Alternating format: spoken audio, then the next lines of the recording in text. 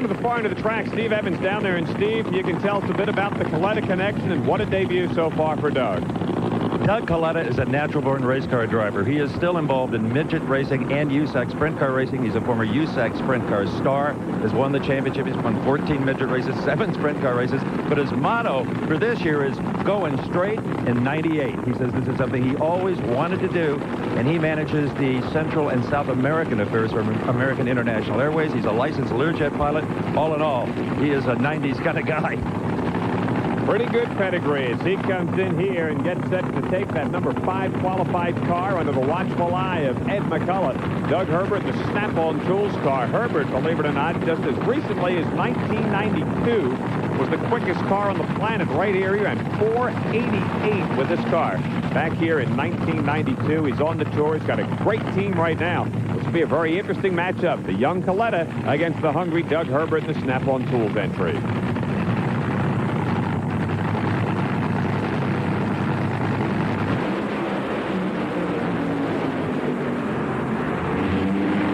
Coletta had him and gives up the ghost at the top end, and Doug Herbert gets the win. 478, 299 and a half the speed, 490.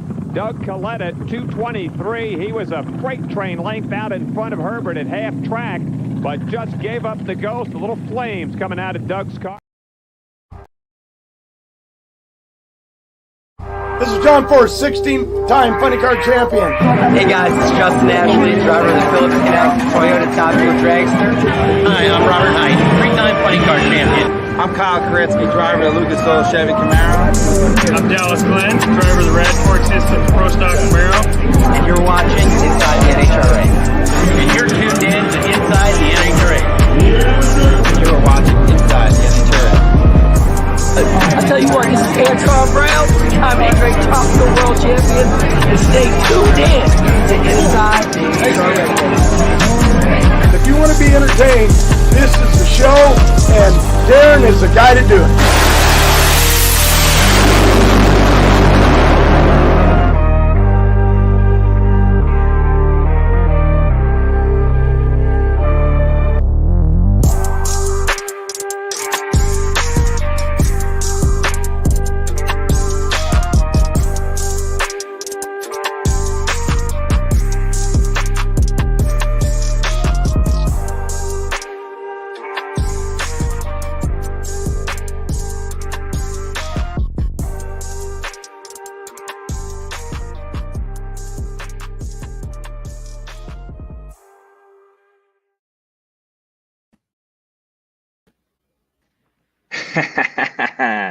Good evening, ladies and gentlemen, and for the final time here in 2023, welcome to this special edition of Inside the NHRA, streaming live on Competition Plus, YouTube and Facebook, American Hot Rods, YouTube and Facebook, Dave W's YouTube channel, and the Monday Morning Racer Facebook page.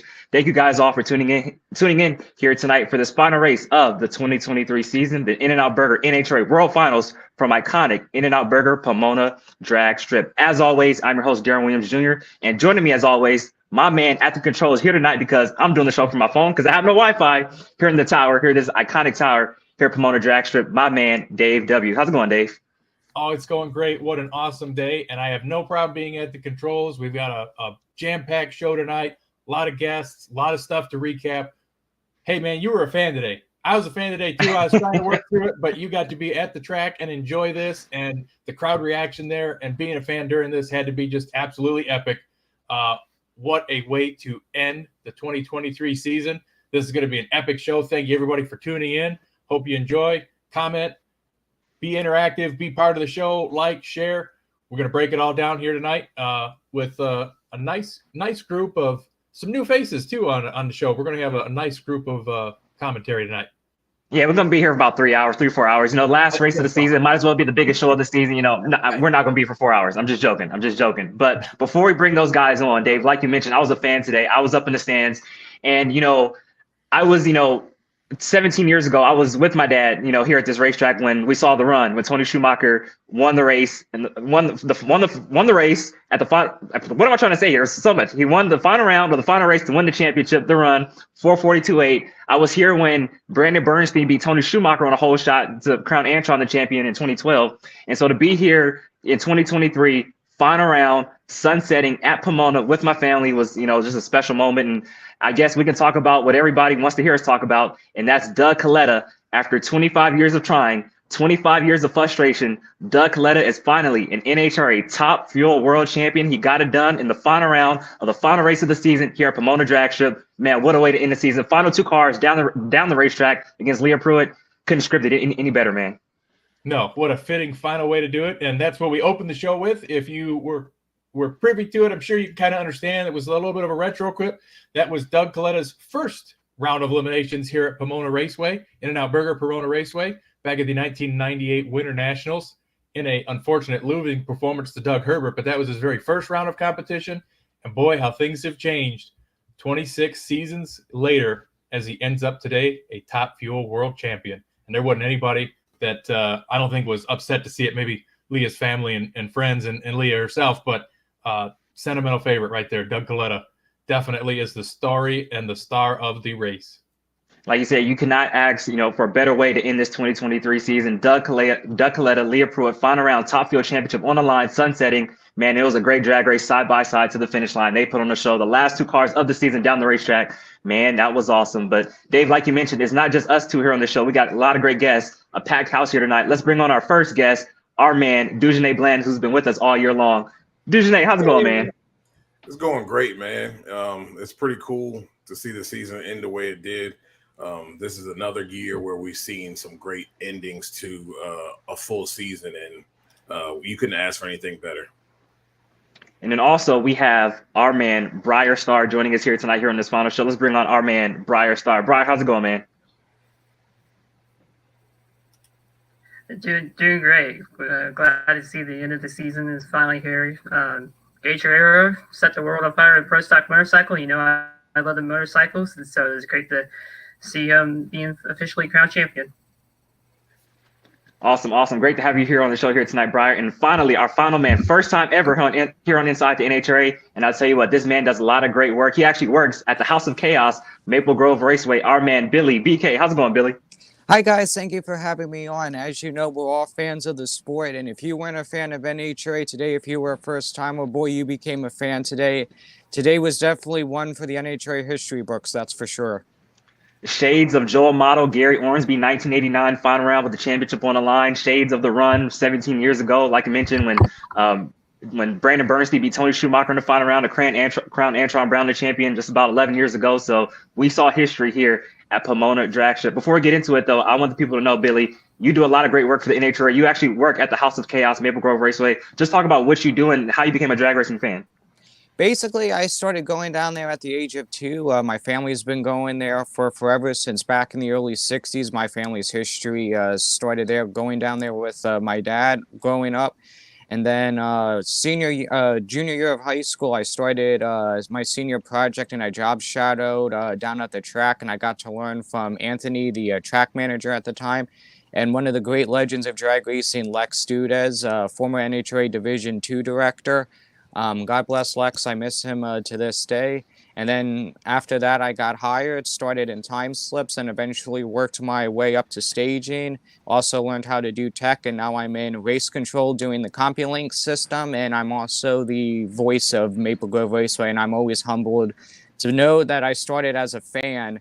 That's what I like about this sport, is so many of us start off as a fan and a dream, and it turns into reality. And we're all thankful that we have such a great sport and so many great talent in the sport. It's an honor just to be in this industry with so many great people out there.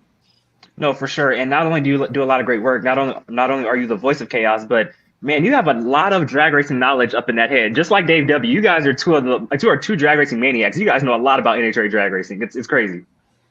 Yeah, thank you very much. I've collected all those national dragsters. I have all the old publications and stuff, and people always wondered, why do I keep all that stuff? And I said, well, if you ever become an announcer, or if you ever do the stuff that we do, if you do even just social media posts, if you go through the old magazines and stuff and you tag the places that the events occurred, you never know who's watching that stuff, because you never know, hey, a PR person can be looking at that and be like, hey, that person knows a lot of stuff, and that can lead into more opportunities down the road. This industry, as we all know, there's a lot of opportunities, and I recommend anybody, if there's an opportunity opportunity knocking, go for it. No, I definitely do agree with that. And I'm honored to have you here on the show here tonight to break down the final show of the season, the 2023 In-N-Out Burger NHRA World Finals from iconic In-N-Out Burger Pomona Drag Strip. Dave, I think we've kept the fans waiting. Let's jump into our first segment of the show. Let's kick it off with the intro of Top Fuel Eliminator.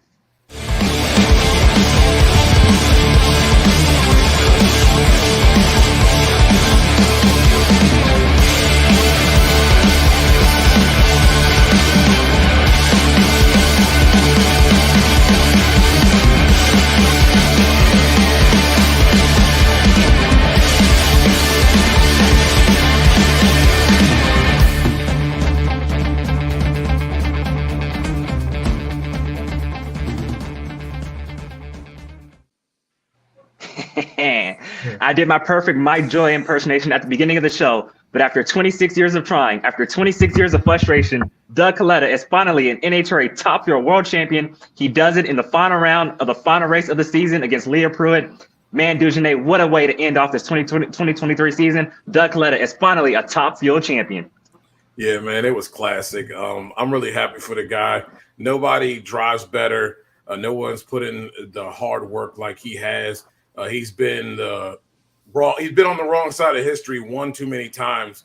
Me and my wife were having a discussion about the run, about the run and the fact that, we sat there and said, no, that there's no way that Tony's going to do that. And it happens. But now you fast forward now, and Alan Johnson puts together, coaches and crew chiefs, a nice job, puts together a car for him. They make plays 4 rounds and score that championship for him. It was in classic fashion, like we've seen Alan Johnson do with other teams. So what you're saying is he is healed from the Alan Johnson syndrome. Is that what you're saying? Come on, say it, man. No, he got hot at the right time. He lit him up. He lit that scoreboard 4 times in elimination and got that championship. You can say it. It's okay. AJ's a bad man. He's the man. Offensive coordinators find their way, and he found his way, especially in the playoffs. They had a few hiccups, but in the long run, they were able to have that consistency for most of that countdown, and he showed up when it mattered. Had a great playbook, had a great scheme and set up for this car, and it went down the track every time. And you had a great quarterback at the helm, Doug Coletta. And ironically enough, they mentioned in the show, Alan Reinhardt said it on the PA. Who would have thought that their championship run could have come from a blown tire that happened right at Billy's track? Exactly. Chaos that caused them to change cars, get away from the canopy car, get back to old tried and true, and look at what happened. You think he's going to go to the canopy car next year? Or he's going to be in this one. I think he stays with the OG car going into 2024. They had that car dialed in. But I was here 17 years ago when Tony Schumacher made the run and stole the championship away from Doug Coletta, and you saw the dejection on Doug Coletta's face. Well, here's the stat for you right here. That day was 17 years ago, November 12th, 2006. Doug Coletta, when he got the championship ripped from his grabs, he wins the championship 17 years later on November 12th, 2023. I think that's really awesome. And Billy, like I know you know the stats, Doug Coletta's 3rd win of the season, the 52nd of his career, tying Joe Amato on the all-time wins list. I mean, it's awesome to see him pick up the magical 50 on that unfortunate Monday at Maple Grove. To see him come through that adversity during qualifying, as you guys mentioned, with the blown tire, switching the cores for first round of eliminations. I know a lot of people probably thought he was going to be a dark horse, but he proved through consistency. He got the magic 50th win at Maple Grove. We ended up going on to win another race at Charlotte, and then we all thought he was going to sweep the countdown, but unfortunately Leah then came on strong, and then we came down to Pomona. I don't know about you guys, but with the final round today, I had flashbacks to some of the other great championship final rounds, as Darian mentioned, when we had Joe Amato and Gary Ormsby in 1990 also throw in the run, and then also I may add 1981 with Jeb Allen winning the championship over 2 miles an hour over Gary Beck. I mean, if you're a fan of NHRA history, that final round, you got to cement it in NHRA history as one of the great final rounds in NHRA history. No, for sure. I definitely do agree with that. So, Dave, let's now jump into the highlights of this big-time championship battle in Top Fuel Eliminator. Steve Torrence actually came in as the points leader. Doug Coletta was second. Leah Pruitt came in third. And Mike Salinas and Justin Ashley had outside shots going into the first round of Top Fuel Eliminator here on Sunday morning. So, Dave, let's jump into the highlights. They did. And unfortunately, Justin Ashley was up first against Brittany Force because he was right in the middle of the field, number 8 and 9 qualifiers. But she went up in smoke in the right-hand lane. 371.5 moved Justin Ashley on. Keeps his outside slim chances of a championship alive. Next championship contender, Leah Pruitt, in a must-win situation. And boy, does she ever. 370 with an 8 at 331 miles an hour puts Tony Schumacher on the trailer. Now the pressure starts moving to the other guys. Next up, Steve Torrence up against Spencer Hyde at his first race. You never know what these guys can do, these rookies, but unfortunately, Spencer has a problem. Cylinder out, shuts it off. 372.3, 333.74 gets Steve Torrence into the second round in a matchup against his father. Mike Salinas, here he comes up against Josh Hart. His slim championship hopes alive, and in a puff of tire smoke 100 foot out, he is eliminated from the championship. That was a shocker compared to how good he ran on Saturday. Struggled on Friday, ran good Saturday, seemed to be right in it. Now the pressure again squarely on Doug Coletta as he comes up against Dan Mercier. Coletta answers the call, 370 with a 6, 333.91, which was top speed of first round over Dan Mercier. And all of our championship contenders, the main three, I should say, move on to the second round of eliminations, which unfortunately that doesn't bode well for Justin Ashley because really, Steve and Billy, I mean, I don't want to say that it was going to be a dive. They went up and they raced. Billy did have some cylinders out and had to shut off. Steve Torrence goes ahead onto the stripe, takes the win with a 373.1, 332. That eliminates Justin Ashley. As soon as Steve Torrence won that round, Justin's title hopes were eliminated. But he still went on to win the second round over Austin Prock. Now the pressure's on Doug Coletta. 373.3 takes out Josh Hart's 382.3, and Josh Hart was 0.27 on the tree. He had 0.04 of a second in the bank on the starting line. That was a close and a scary one. Last run of the round, Leah Pruitt, Antron Brown. Antron gates her, smokes the tires. Leah smokes the tires. She gets it to recover. 4.13.8, 263.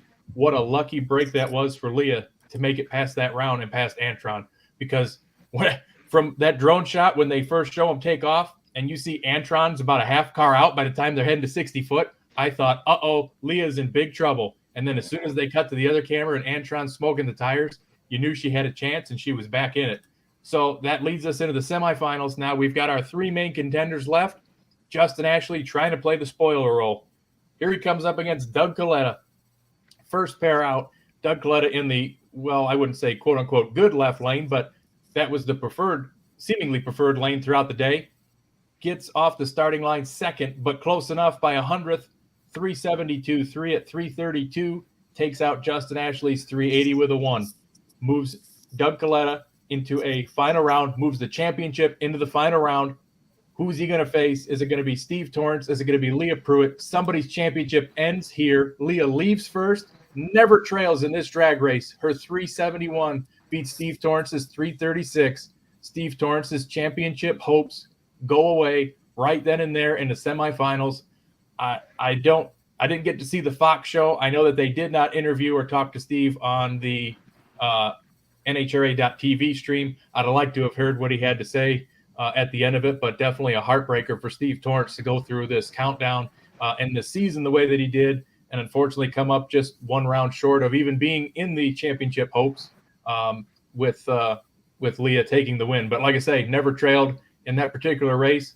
The final round, the stage was set. The sun was setting. This was going to be it. This was going to be an epic Pomona Top Fuel final round between Doug Coletta, Leah Pruitt, winner take all. Let's take a look.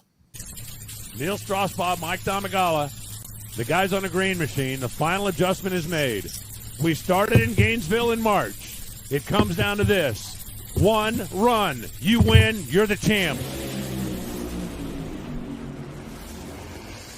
Doug Coletta is a Top Fuel champion in the NHRA. He runs 367 at 334 miles an hour. Leah goes 372 at 326 miles an hour. all the years, all the heartbreak, all the pain, all the disappointment in Pomona just vanished in 3.67 seconds.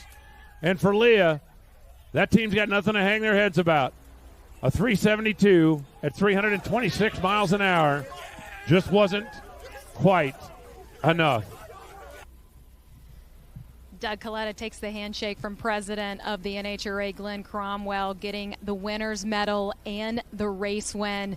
The hat presentation by Ned Walliser. Brian, he was beaming with a smile up here before he took that walk down the NHRA champion carpet. You can hear the applause up here. And Doug, this is a moment for the history of drag racing. I imagine there is a community of drag race fans that are on their feet right now. You were greeted by the safety safari as you made it up to the top end with claps. 26 seasons, 6 runner-ups, and this guy is yours. What kept you pushing for this moment? Yeah, no, it's hard to believe. I dream about this opportunity, and when we're here. So just really hats off to Alan and Brian and everybody on my team, and obviously all the fans and, support that I've gotten. So, we're taking this baby back to Ypsilanti with, Scott and Connie's, Scott's won this thing a couple times, so I'll be wearing it proud. Doug Coletta is your 2023 Top Fuel World Champion.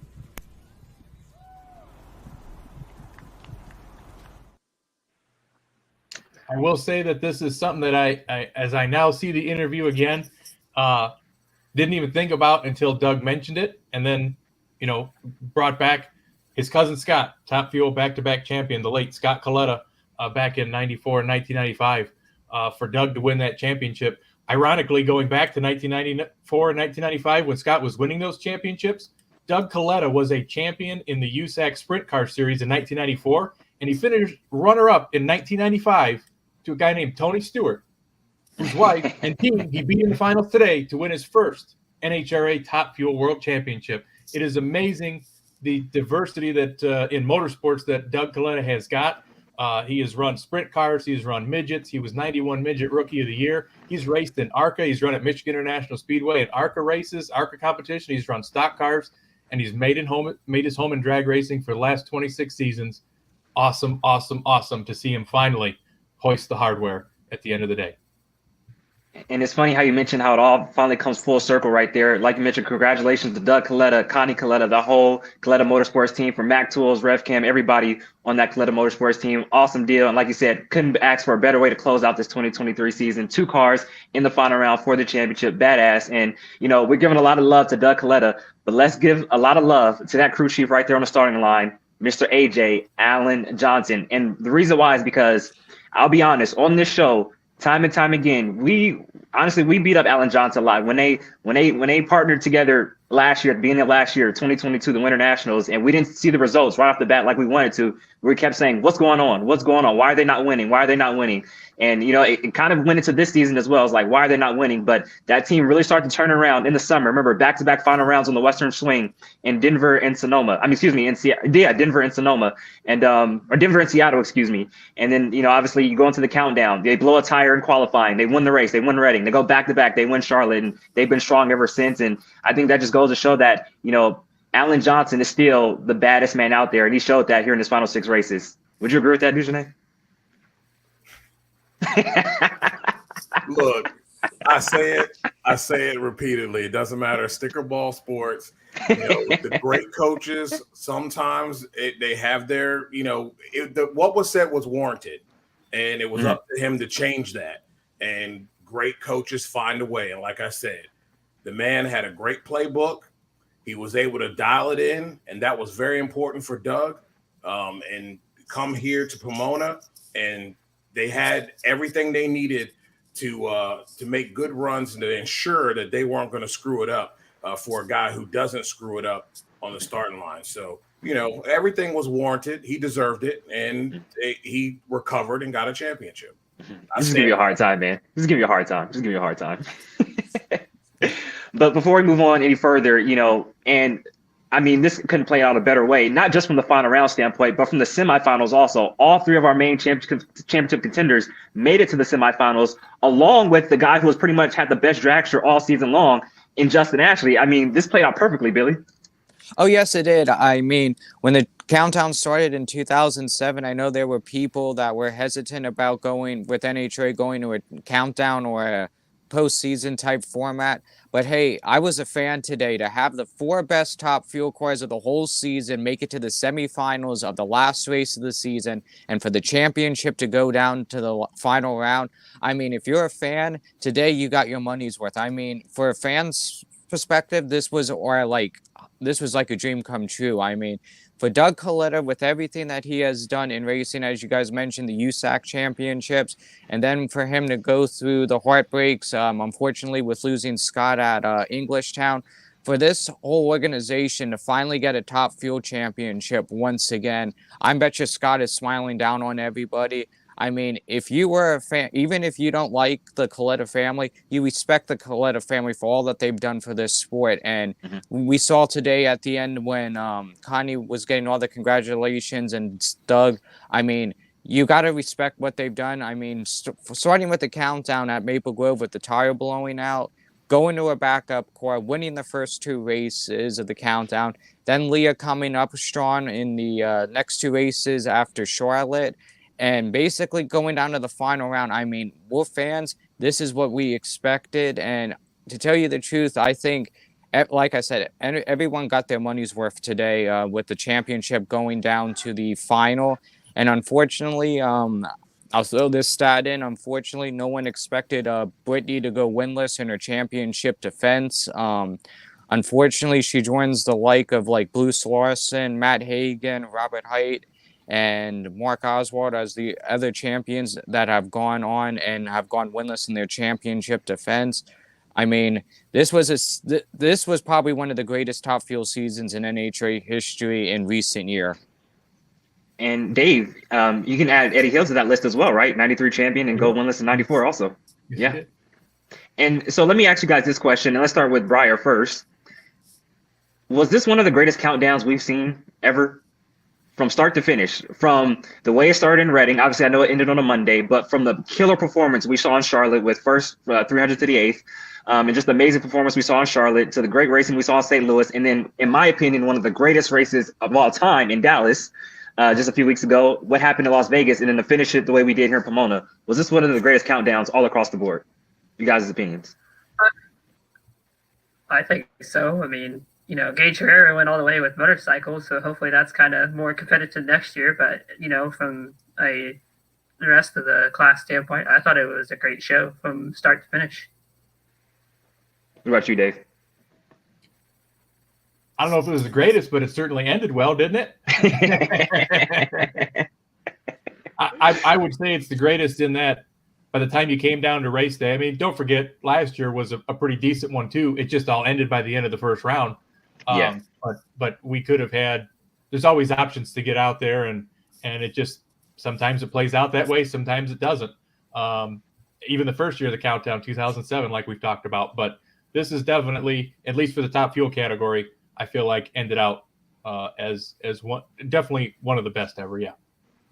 Dave, why don't you bring up that ladder and let's see how the rest of the day in Top Fuel Eliminator played out. And like you see, all the guys in yellow were championship contenders coming here into the day. So, Dujane, anybody else you kind of want to point out, you know, whether it's Spencer Hyde or, you know, Brittany Force going winless this season, anybody else here on this ladder you kind of want to point out?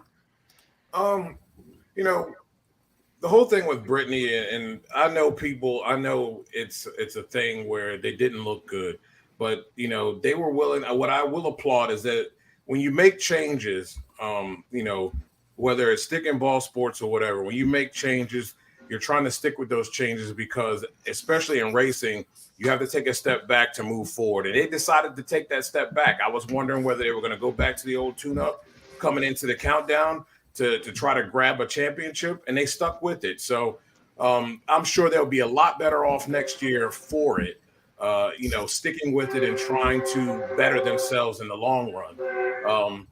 Leah is another one I would say, you know, she has nothing to hang her head about. For them to really surge forward through the middle of the countdown, and to be in a spot where it's you and the opponent, for the win. They did the best that they could do. I don't know if they would have been able to pull out a 69 like that, but at the end of the day, they gave it their all. And I look for her to be someone that's going to be, very interesting to watch next year in 2024.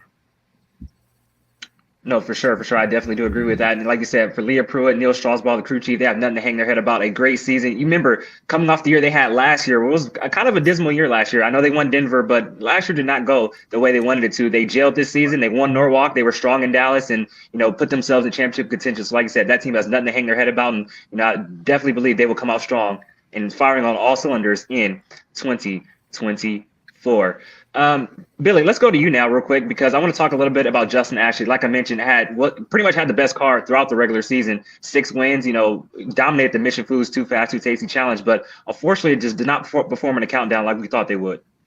Yeah, and I mean, Justin Ashley, we all thought he was going to be a shoe-in for the championship, and that's the one thing I like about the countdown is you never know who's going to step up to the plate. I mean, we saw what happened with Doug, we saw what happened to Leah, we saw what happened to Mike Salinas, and we saw what happened to Steve Torrance. I mean, people that just struggle during the season or not really on the radar when we come near to Indy or when we come to Maple Grove, when we set the points for the countdown, and then all of a sudden, boom, boom, everyone's like, hey, who's this person? Who's that person? I mean, that's what I like about the countdown is because you never know who's going to step up to the plate. And we saw it this year. I mean, unfortunately, Justin Ashley, he dominated during the preseason, but unfortunately couldn't carry the consistency into the countdown. But I wouldn't be surprised if you see him make a run for the championship next year. No, for sure. I definitely agree with that. Definitely. Dave, any final thoughts on Top Fuel? For those of you who hate the countdown and think it's a participation trophy and participation award, your season champion would have been Steve Torrance. There you go. Oh, can I add one thing? Can I add one thing about Top Fuel quick? Yeah, of course. The final round, for those of you that are history buffs, 1996, Tony Stewart was Indy 500 Rookie of the Year. During that season, Doug Coletta had a possibility tested in IndyCar and could have been in the 96 Indy 500 as well. So there's a little bit of trivia that most people don't know, that the 2 championship contenders, one a driver, one as a team owner, could have ended up being in the 96 Indy 500. And I know that 500 is kind of blackballed with the quiet IRL split, but for those of you out there that like trivia, that's an interesting stat that I thought I would throw in. Awesome. Thank you for that, Billy. Yep. Not only that, but hey, I mean, the jury's not out on Tony being behind the wheel. One of these things, they might be competing against each other just yet in the Top Fuel category. So, like we talked about, they battled it out for the USAC championships back in 94, 95. Well, in 2025, they might be battling out for a Top Fuel championship too, 30 years later. Who knows? Who knows? You never know. Yeah. But yes, if you did not have a countdown, Justin Ashley would have went into this race 33 points behind Steve Torrance. They would have been the only 2 in championship contention. Obviously, Steve would have gained another 6, putting him 39 behind going into race day.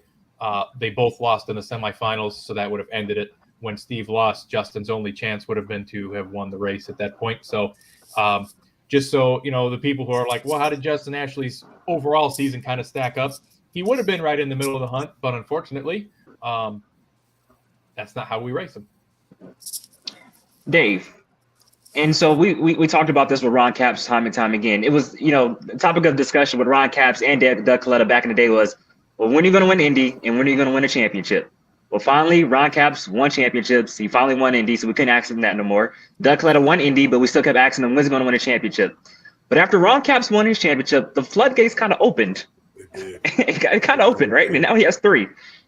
I guess the question for all you guys, do you think the floodgates kind of open for Doug Coletta now and he can start ripping off a few? I think it's possible.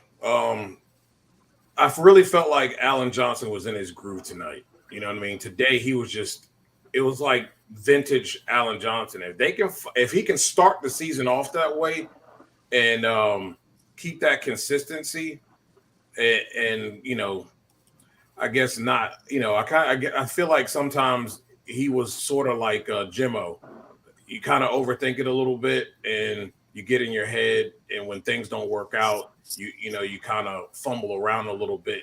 And when they finally hit the home run, things really started to come into play. So if they can start off a little faster, I believe so. There's nothing that said that he won't, because we already know what Doug Coletta brings to the table as a driver. So all he just needs is his play caller to make the play, call the right plays, and he will go out and execute. Dave, can you bring up that super chat from Scott Purley real quick? I was gonna have a shout out to Scott. Appreciate the super chat.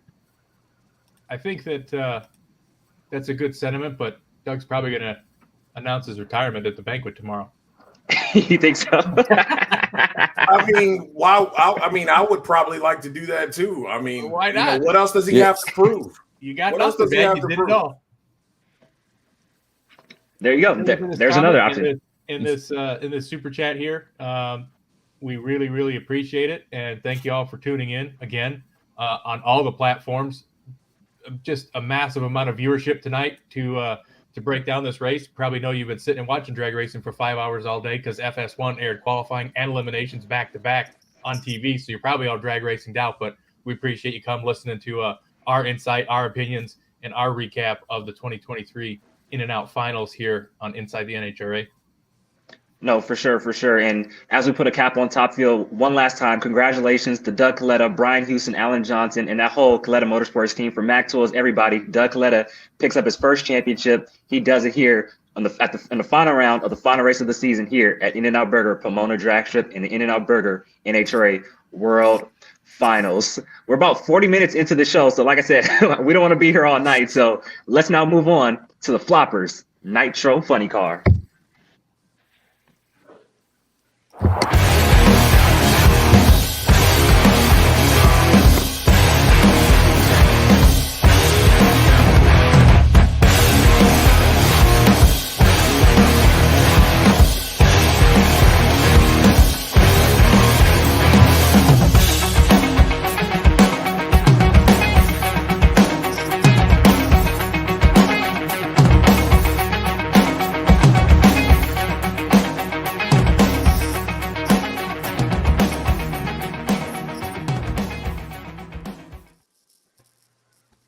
Well, in Nitro Funny Car, we actually have two drivers to highlight here tonight. But first off, let's start off with the champion. Just like in Top Fuel Eliminator, we had an epic championship battle in Nitro Funny Car. It came down to 3 drivers. And in the end, Matt Hagan, he gets the job done. Here's your 2023 NHRA Funny Car Champion of the World, his 4th championship overall, tying legends like Kenny Bernstein and Don, the Snake Perdome. Dave W., Matt Hagan is back in the World Championship winner circle. Well, at least I got one of my 2 predictions right. I said Hagan and Leah would be the TSR sweep, and I kind of thought, even though I wanted Doug to win, that was going to be the case. Matt did his part of it, and Leah just came a little bit short on hers. But I feel bad for Matt because he was so down in his interview because the day didn't play out the way that he wanted it to. But obviously, when he saw Chad Green turn on that win light, man, that reaction sure changed quick, didn't it? Like he said, though, he hates to win it that way, hates to get the championship based on somebody else's loss. Don't wish any ill will or anything on any of the other competitors, but they played out the way that they played out, and surprisingly ended a lot earlier than I thought it would. And so I mentioned the run in 2006. Well, 1 year earlier in 2005, we saw one of the greatest funny car championship battles in history between 3 legends, Gary Scelzi, Ron Capps, and John Force. And all 3 drivers lost in the same round, handing the championship to Gary Scelzi, who had the points lead. But I actually did an interview with Gary Scelzi and talked about that day. And he said that, although he was happy he won the championship, of course he was happy he won the championship. He didn't like the way he did it. He wanted to go out and win the race and actually, show and prove that he could win that championship. And so it's kind of funny that Matt Hagan kind of echoed those same sentiments. He wanted to go out and actually win rounds to win the championship and not have to rely on somebody else and helping him win it. But Dujournay, an epic battle, 3 drivers, they all lose in the same round. Did you expect it to play out the way it did? No. Not as hot as Robert was coming into this thing.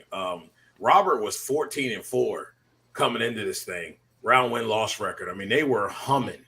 And the way they came out during qualifying, it really looked like Vegas all over again. And it was going to be a tough road for Matt. So to see things play out the way that it did was pretty wild. But That's why it's drag racing, right? No, for sure. And Matt Hagan is very deserving of this championship. He didn't win the race here today, but 6 wins on the season, had one of the best cars all year long. But Billy, I want to talk a little bit about Robert Hight, because like Dujanay just said, he was hot coming into this weekend, dominated in Las Vegas, was loyalty of every round of qualifying, loyalty of every round of race day, won the race, and got himself back into championship contention. Well, in qualifying, was in jeopardy of actually losing a round on Friday, but gained those points back on Saturday, was loyalty of both rounds, 388 in Q3, 384, broke everybody's back in 388 in Q3 and 384 in Q4, and was your number 1 qualifier. But in round number 2, taking on Chad Green, he was ahead. And then the cylinders, dropped cylinders, tires came loose, and Chad Green drove around him. What was your thoughts when that happened and you seen that play out? Me, like I said earlier, this is why I love the countdown, because you never know who's going to step up. I know going into this weekend, we all thought for sure we were going to pencil in Robert Hight was going to be the champion this year. And I almost had flashbacks with Matt Hagan when in second round today. I had flashbacks back to the finals in 2010 when it came down to first round between when Hagan went out and he was in that great championship battle with John Forrest. We saw him go out and defeat that day and then come back the following season to pick up the championship. I mean, to me, it felt like it came almost around full circle to see them go out and then having to see what happened today with Hagan going out and then Robert going out. Like I said, I felt like it came down to the full circle. And once again, Matt Hagan proved why he's one of the great funny car drivers out there. And let's be honest, Dave, when we saw Tasker go down in round 2, and then we saw Hagan go down in round 2, I think we all thought, hey, this championship is Height's, and it didn't play out that way. Well, it was kind of hard not to. I mean, he had low ET at first round in the heat, went to 387. He had the preferred left lane, if you'd call it that. I mean, there were good runs in the right lane. The track did come around, especially later on in the day, but early on it kind of seemed like it was starting to play out a little bit like a one-lane track, and you wanted to have lane choice. He had the good lane. You can never take Chad Green lightly. Never take that guy lightly. He was there throughout most of the year. He was one of basically what we called the best of the rest category. Kind of fell on hard during the countdown and dropped on down, but because of his eventual win today, which we'll get into, did move up to become 5th in points behind the Big Four. So one last resurgence on the last race day. You never want to count the guy out, but I mean, I hate to say it, but I think that, we kind of were like, all right, let's get Hight to the finish line. Just back it down. Don't smoke the tires. Get down the track. And here we go. He's your champ. And everybody was shocked. He was ahead. And like I said, started dropping those holes and tires came loose and Chad Green drove around him and got the round. And I'll tell you, the crowd was stunned. When that happened, because we all thought it was like, it's over. It was over. Height's the champion. And to see those tires come loose at about half track and Chad Green drive around him was pretty surprising to see. Hey, Dave, real quick, before we get into the highlights of Nitro Funny Car, is Kellen still in the green room? Yeah, it looks like we got Kellen down here. Yes, he is. Kellen. How's it going, Kellen? Guys, how's it going? Going good, man. We're going to get your thoughts on your first ever Pomona race in just a second. But, Dave, let's now move into the highlights of Nitro Funny Car. Here we go. First up. Oh, you got it, Dave. You got it. Oh, I was going to say first contender, Robert Hight, up against Jeff Deal. Like we mentioned, lays down that 387, 333 miles an hour, and sets off race day. Here we go. Pressure's on everybody else. Come up against Matt Hagan and Alex Laughlin. Alex got a little bit of a hole shot, but then unfortunately couldn't keep it stuck. Matt Hagan, 394.5, which that's an important number going into the next round. Last championship contender, Bob Tasca, coming up against Steven Densham. Tasca had a hole out the whole run and almost lost it right there to Steven Densham. 4 flat, 317 for Bob Tasca. And again, I feel like that's another number that kind of comes into importance because going into round number 2, neither one of them had lane choice. Blake Alexander laid down an awesome, epic 393 in the quote-unquote bad right lane, and he ended up with lane choice over Matt Hagan. And in the second round, also, you had Cruz Pedregon with lane choice over Bob Tasca. Cruz Pedregon having a resurgent race here today, too. No, for sure, for sure. All three of our championship contenders moving into the second round. Dave, let's look at it. Starting up first. First pair out, Cruz Pedregon, Bob Tasca. Cruz, a little bit late off the line compared to Tasca. Tasca, it looked like he slapped the throttle, pedaled it, it went up in smoke, then it really went up in smoke. Almost, I don't think he got the center line, but he sure missed a good opportunity to hit it if he did. Brings up Blake Alexander and Matt Hagan. Matt Hagan saw what happened to Tasca right in front of him. Dropping cylinders. Blake Alexander dropping cylinders. Had a little bit of a fire going on under the body. Still gets to the finish line first. Unbelievable. 2 championship contenders are up. 2 championship contenders are down. And like you said, we only got one left, right? It's got to be Robert Hight, doesn't it? Well, Dave, before we look at that video, though, you think about it. So Blake Alexander, obviously has that fire. There's a little bit of a delay. And everybody knows once that happens, that all Hight has to do is if he wins the round, he wins the championship. But just think, Robert Hight sitting in the car, he hears the smoke, because obviously you can hear them pedaling wherever you're at, right? I mean, they were on and off the throttle. Robert Hight is sitting back in the staging lanes. He hears that and going through his mind says, hey, if I win this round, I'm the champion. But not only that, you have to wait now because there's a cleanup at the end of the racetrack. And you have to wait 20 minutes now to see how your championship fate's going to play out. You think that has to be pretty tough going through your mind. And he also saw John Force go down that same lane right before him with only a 4 flat. But John chunked it in a little bit like we always talk that he does. He had an 059 light against Tim Wilkerson. Tim Wilkerson went a 395 in the quote-unquote bad right lane that neither Hagan nor Tasca could get down. So it just goes to show that if the tune-up was there, you could get down that right lane. So that put probably Jimmy Prock in a bad situation because he knew you can't back it down too much because if you do, you might be in trouble. Mm-hmm. So the championship comes down to this. What'd you say, Dujane? He had bubble guts for sure. Final adjustment. Final pair. An entire season comes down to this.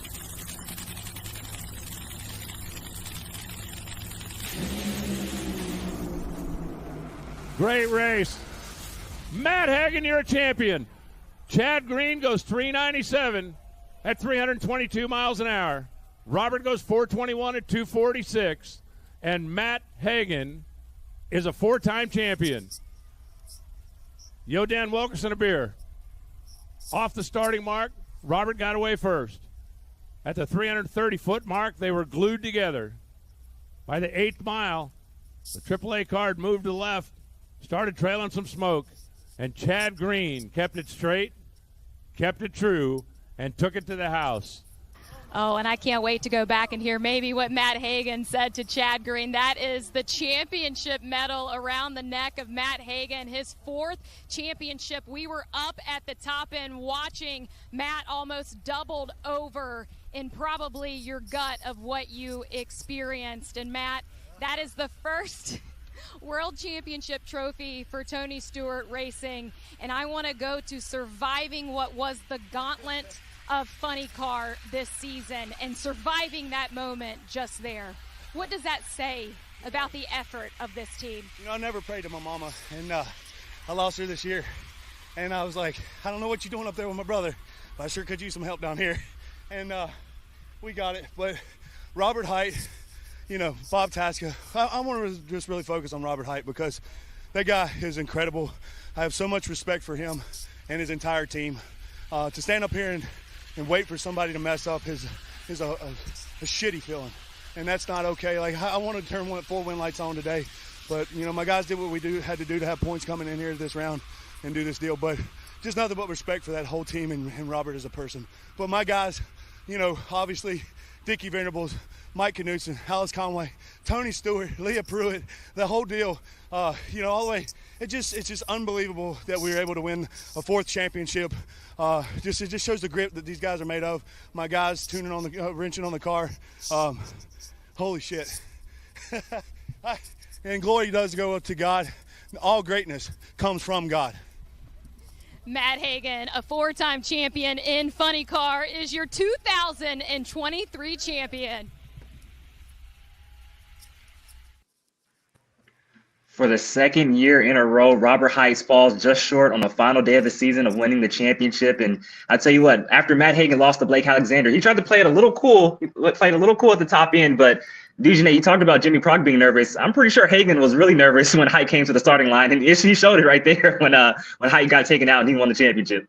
Oh yeah, his stomach was in knots, man. There's no way that he thought that was going to happen. When he lost, he knew right then, I'm sure, in his heart of hearts that it was over. I'm sure he thought it was over. And man, what a relief. What a relief when he saw that. Because I tell you, his stuff, he was hurting. I'm sure he was doubled over down there. I would have been. And like I mentioned, very deserving of the championship. 6 wins on the season. It picks up his 4th NHRA Funny Car World title, tying the likes of legends like Kenny Bernstein and Don the Snake Perdome. And I'll tell you what, Billy, and like you mentioned it's kind of shades of 2010. Obviously, Hagan was winning that big-time championship battle with John Force, and Tasca, who ironically was in this battle as well, but burned him down round number 1 and took him out, and that opened the door for John Force to win his 15th Funny Car World Championship. But great season for Hagan, and he gets championship number 4. I mean, what a great way to cap off the season in Funny Car, with it basically coming down to the last race of the season. I know a lot of us probably wanted it to go to the final round, just like in Top Fuel. But hey, we witnessed history today with Matt Hagan clinching the championship for Tony Stewart. He's now the first driver in American motorsports history joining to win a championship in NASCAR, NHRA, IndyCar, USAC, IROC, and sprint cars, either as a driver or as a team owner. So we witnessed history here today. Another interesting fact, speaking of John Force, just like his daughter Brittany, he goes winless this season. But remember, the last time he went winless was in 2009. The following year, in 2010, he ends up winning the championship. So could this be a sign? Could we possibly see John Force wearing the number 1 again next year? Hey, Billy, Dave's over there shaking his head. That's why I like you, Billy, because that's why I like you. That's why I like you, No, man. he's giving out his retirement speech tomorrow, too, at the awards. He goes, man, what's going on top, big announcement. going out on the bottom. Ashley's coming back. Big announcement. Well, we talked a lot about Matt Hagan and Robert Height, but there was a third guy in this championship hunt as well, and that's BT3, Bob Tasca III. Even though he comes up short, still a great season for Bob Tasca here in 2023, Dave. It really was, and it was, man, that was a tough one in the first round, dropping that hole. We talked about it on the preview show. We talked about it on the Vegas show, and the shows leading up to this. After a couple rounds, he could hit it in qualifying. And after a couple rounds, if he gets late in eliminations, he can kind of throw down the gauntlet. But he has had a lot of early round, I wouldn't say gimmies, but good luck in the first couple of rounds. And he just squeaked by with that one because his championship was almost over. His 7-cylinder run just barely beat Steven Dencham's. And Dencham had a hole out towards the end, too, or else, he might have had the power to put Tasca on the trailer right then and there. That could have been the end of it. And he gets into the second round. And unfortunately, same thing just like Vegas, blitzed the tires, didn't have a car in the other lane that was having trouble, though. And unfortunately, that ended his season. So the consistency that they were looking for, they didn't really find.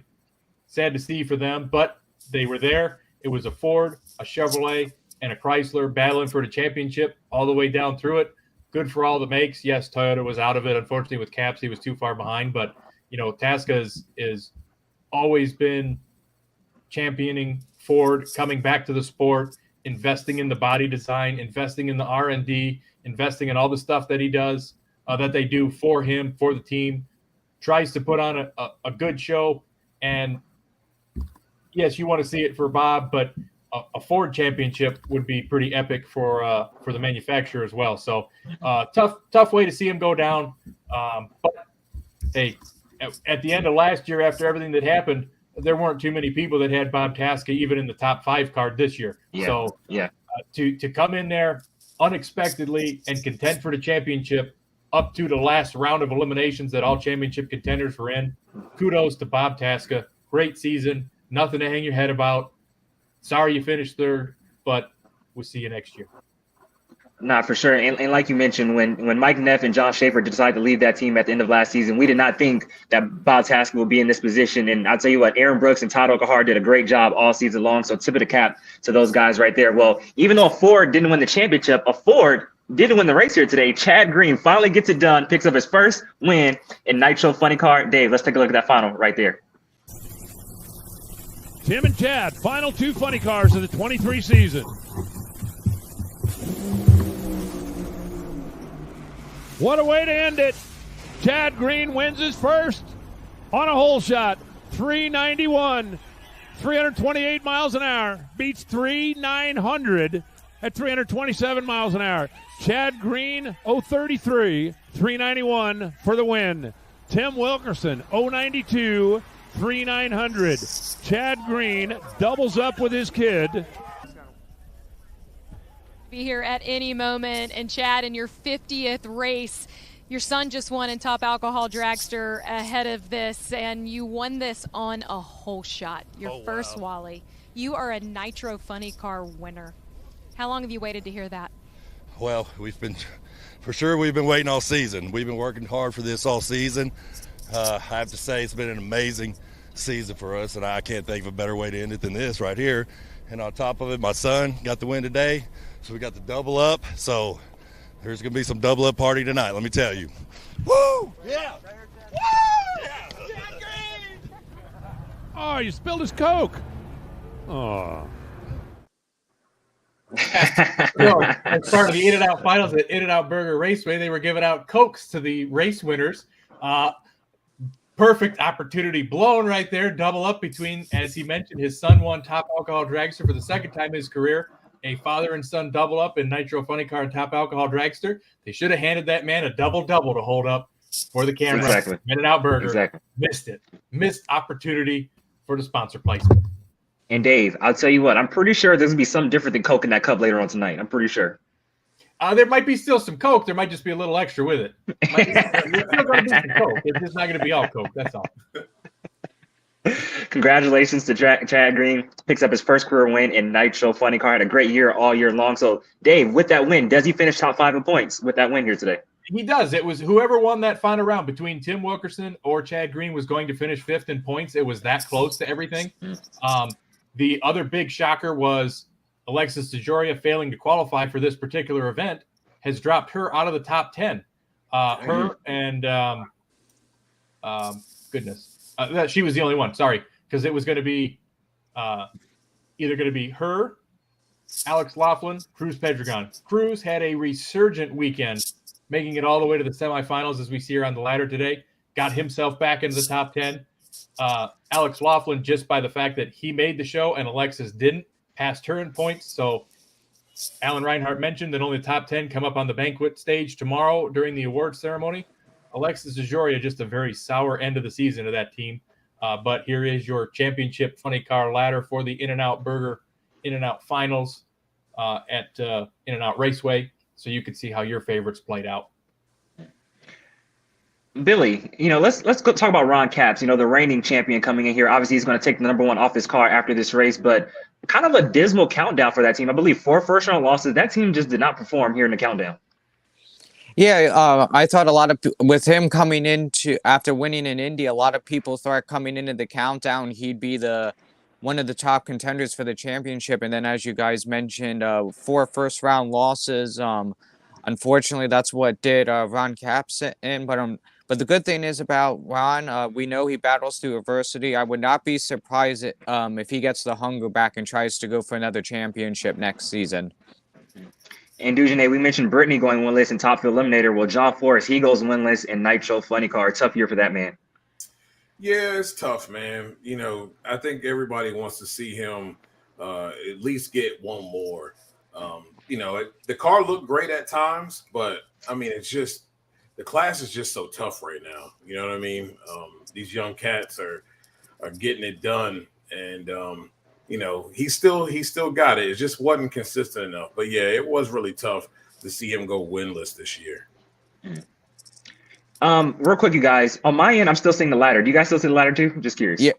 Okay, I wasn't sure about how that was in the delay. Everybody, if they had any comments on anybody at the last race of the year, shout outs to anybody. Like I say, it's gonna be a long winter. Me, Sure is. if I can, I'd like to give a shout out to Danny Wilkerson for picking up his first NHRA national event win as a crew chief. I mean, I watched Danny grow up from being a kid with his dad. Basically, everyone's seen him grow up. We saw him win a championship in top alcohol funny car in Division 3 in 2007. And then to see them come out like they did this year with the consistency, several semifinal finishes, the win in the Mission Challenge. I mean, you knew a win was going to come eventually, and for them to finally get it at the season finale, I mean, there was no better way to end the season with a first-time winner in funny car. I definitely do agree with that, man. Definitely do agree with that. Danny Wilkerson is definitely deserving of this win here at In-N-Out Burger Pomona Dragship. Hey, we got our man Kellen here with us here on the show, our sixth man. Like I said, we're going all out to end this show. I hope Monday Morning Racer can make an appearance before we get out of here tonight. But Kellen, you are from the north of us in Canada, Edmonton, Alberta, Canada. You came down to Pomona with your dad. First ever time to Pomona. Tell us about your experience and what you thought. And I tell you what, last night, Saturday night qualifying was epic. Oh, it was magical. It was almost like a religious experience. It was like drag racing church on a Saturday night, maybe. There's certain venues in sports that give you that feeling. We think about in baseball like Fenway Park or something like Augusta at the Masters or something like that. You pull into that environment on a Saturday night, final qualifying, the sun setting, and you guys have some amazing sunsets here in California. It's just incredible. And thank you. It's just taking a look at it, and it's just, man, unreal. So the sun goes down the same everywhere, buddy. Same sun. I know, but it's something about this out here is nice. So it just is just an unreal experience, and just the header flames and everything it left me in awe last night. I was just unbelievable. I think that this weekend, honestly, for me, I'd put it up there as one of the greatest drag races, top to bottom, I've ever seen in my life, like bar none. Just with everything that happened. So that's awesome. That's awesome, man. Great that great you were able to come out and experience it, everything like that. But before we move on from Nitro Funny Car, just tell us about your thoughts on this whole championship battle and how it all played out. Yeah, well, obviously feel for Tasca again, another season where, again, during the midseason and that stuff, they had the hot hand and they looked like one of the dominant cars on the tour, and they looked like, hey, they were well on their way to locking this thing up. And then, once we get into the countdown and the playoffs and that stuff, the other players seem to pull ahead and make themselves known. That second round was wild, but just absolute jaw droppers of results in that second round. And Matt Hagan again, got to be a little bit lucky to win the championship. Not saying that was the ultimate motivator or the ultimate decider in that, but I think that maybe he might want to go and grab a Powerball ticket or something later this week to continue the hot streak, or maybe he heads back up to Vegas. Well, hey, the awards are at a casino tomorrow night, right? So maybe he puts $100 on his favorite number on a roulette table or something like that. But you know what? To see Matt, and I had a chance to watch Matt in his early years racing the IHRA up north, and he had that great. I knew he was a great funny car driver back in, I think it was 06 or so. He had a real wild funny car final against Grant Downing at the Rocky Mountain Nationals up in Edmonton, where Matt blew the body off the car, and Grant Downing ended up crossing the center line before the top end, giving Matt the win. But the way that Matt controlled the car and did not get into the wall and did not sustain any further damage to that race car really wowed the few people that were there, because it was a Monday morning rain delay event. But it was a great deal. So I've always been a Matt Hagan supporter, so it's really cool to see him nab that championship today. And I think he was doing it at less than 100% too. He had some issue with he had an eye issue or something from session 4 where some tin or something like that got caught up in his eye. It sounded like a real nasty injury. So hopefully, everything's 100% in a few days with that. But yeah, great stuff. He'll be fine. Championship, make it all better. He's good. Oh, He's yeah, all I good. think the paycheck will make anything go away for sure. Any final thoughts on Nitro Funny Car, Dave, before we move on? Well, both Nitro categories, actually, just real quick. I know you had mentioned you hope to see the appearance of the Monday Morning Racer. I don't know that he'll be here in time to be on the show itself, but he did grace us with a couple of gifts here in the video department that we'll take a quick look at. The guys on the green machine, the final adjustment is made. We started in Gainesville in March. It comes down to this. One run, you win, you're the champ.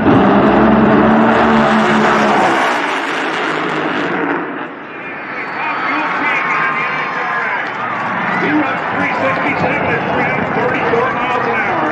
Leah goes 372 at 326 miles an hour. All the years, all the heartbreak, all the pain, all the disappointment in Pomona just vanished in 3.67 seconds. And for Leah, That was awesome. Thank you to the Monday Morning Racer who gave us that first idea of that big body rock to the year.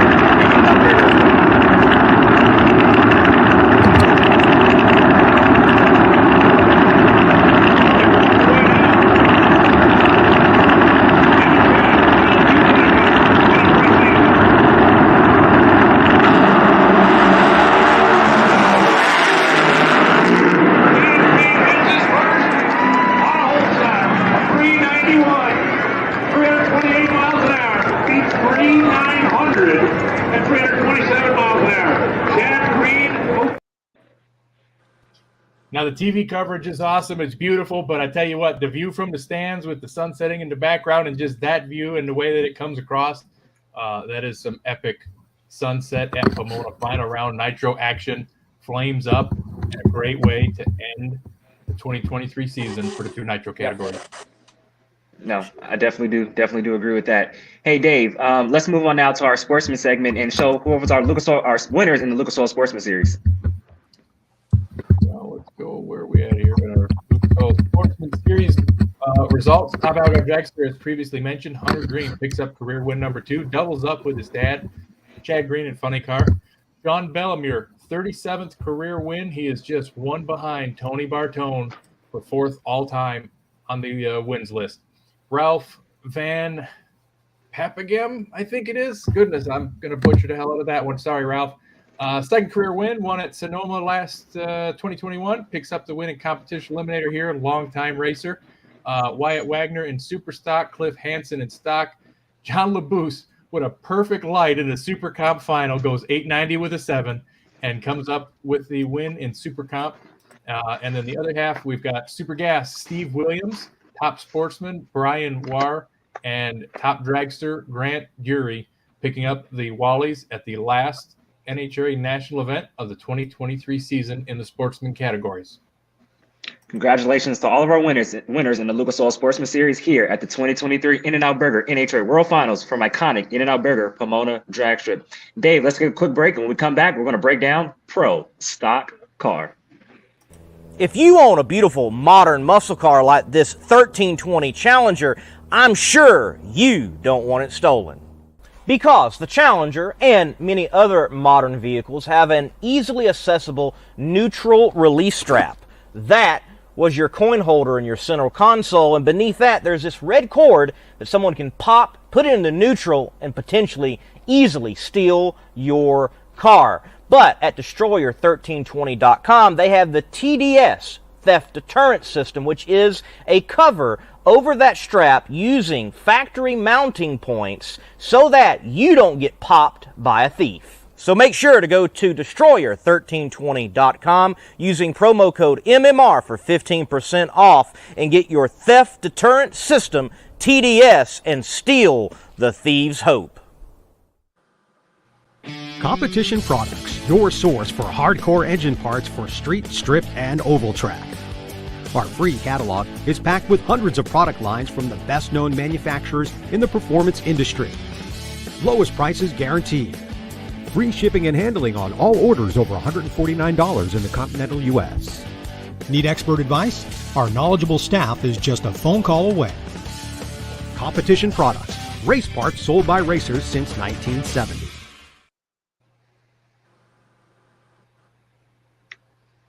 Welcome back, ladies and gentlemen, to Inside the NHRA Part 2, the second half with the pro stock categories, the car and the motorcycles.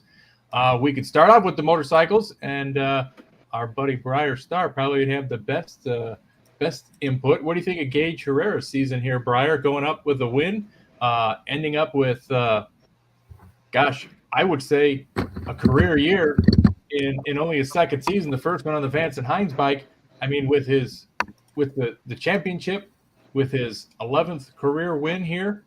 I mean, what else can you say about the man? He just absolutely ran roughshod over the pro stock motorcycle competition this year. What do you think? Yeah, it was a very historic year for the Vance and Hines team. With it seemed like almost every race, Gage and Eddie were in the finals, and I thought the little staging battle that him and Eddie had in the finals was, pretty coincidental. That was pretty funny to watch.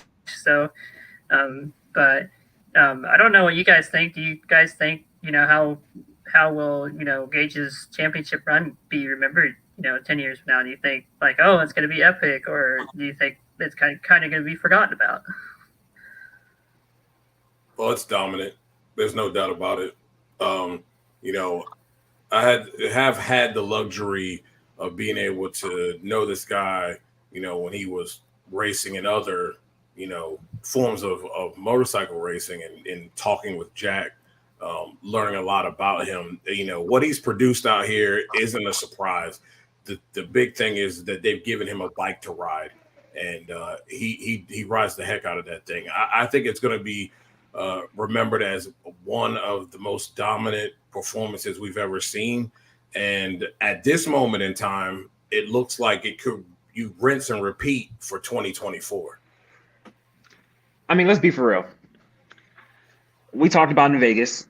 So obviously Dave Schultz, 9 of 11, 94.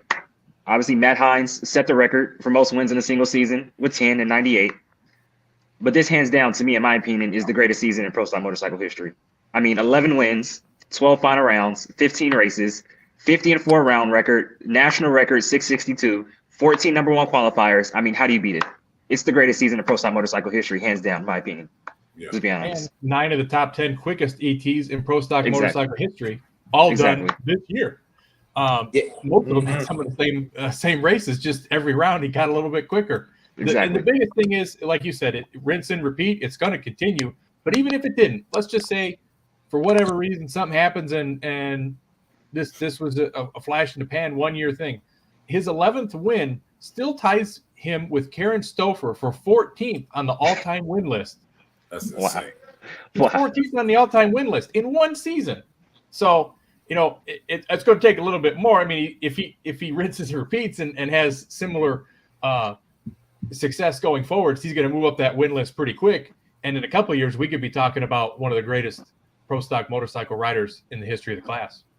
Mm-hmm. I mean, but is it going to stop though? I mean, they strap 5 pounds on the Vance and High scooters here and there. They strap 5 pounds on the Vance and High scooters here and there, and it doesn't seem to derail them whatsoever. I mean, what at this point, why would it stop? Yeah, I mean, like all the innovation and that stuff out of that camp, they seem to always be in the forefront in that category of developing new things for the category to make them either faster or safer.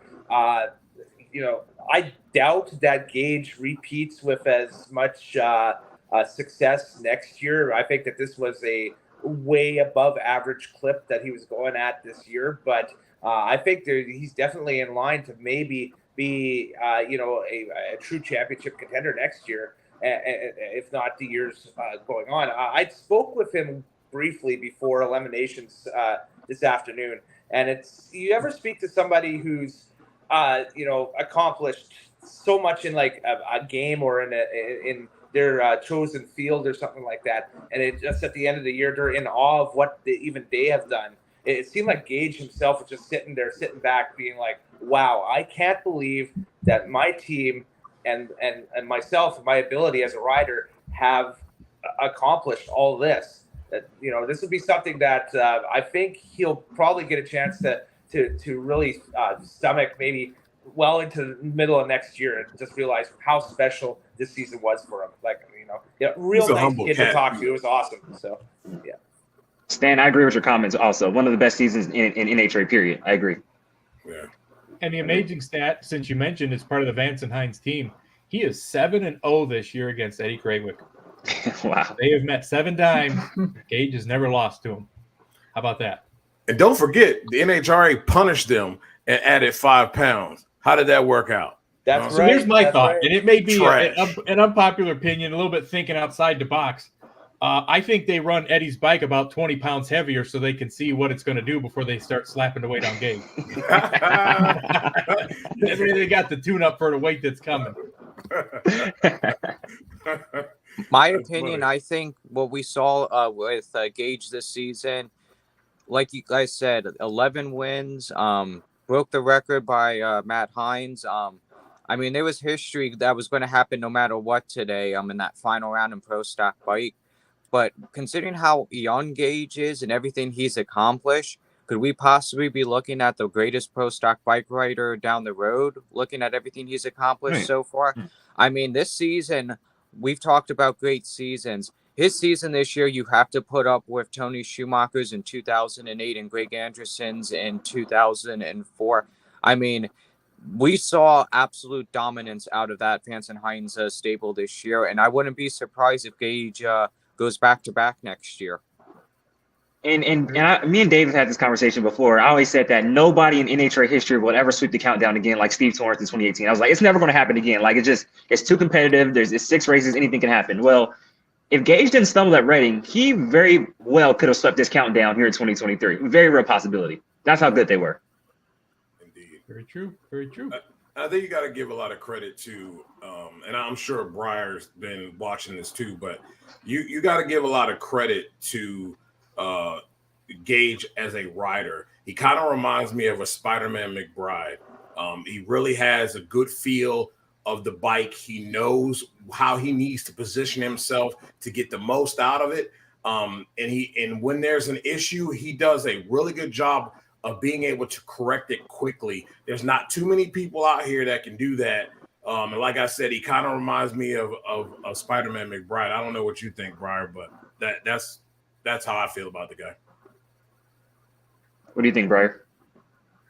Yeah, I mean, he's well on his way. If he keeps dominating like he does, and depending what happens with the NHRA tech department next year, if they keep adding pounds to the motorcycles and everything. So, and you got to watch out, see what Matt Smith Racing does for next year. Are they going to rebound and come back fighting with Matt and Angie? They go into the Are they going to come back and fight for another championship? So that's going to be something to watch out for next year too. You know who I think has a breakout season next year? Gianna Evaristo. I think she really stood out this year, made a lot of improvements on the bike. I think she has a breakout year next year for sure. Gianna Evaristo. I mean, she was on the cusp of doing something today too, but just she went out second round. It seemed like just the performance advantage just got to her and that stuff. But they were solid through qualifying, and they made 4 solid passes down there, and looked good going into race day and that stuff. I had considered putting her through for my drag racing bracket bonanza ladder last night when I set it up, but then I was like, well, no, Gage and Eddie will probably be the final, so we'll roll with that. But definitely a name to watch. Maybe she's the one that wins the big money shootout in Bradenton coming up. Who knows? Pro Stock Motorcycle isn't involved, I don't think. I think it's just Top Fuel 20 car Pro Stock. Yeah. Okay, that's all the subject classes were in that, but that's a sore subject. So with all that, let's get into the 2-wheel terrors, the scooters.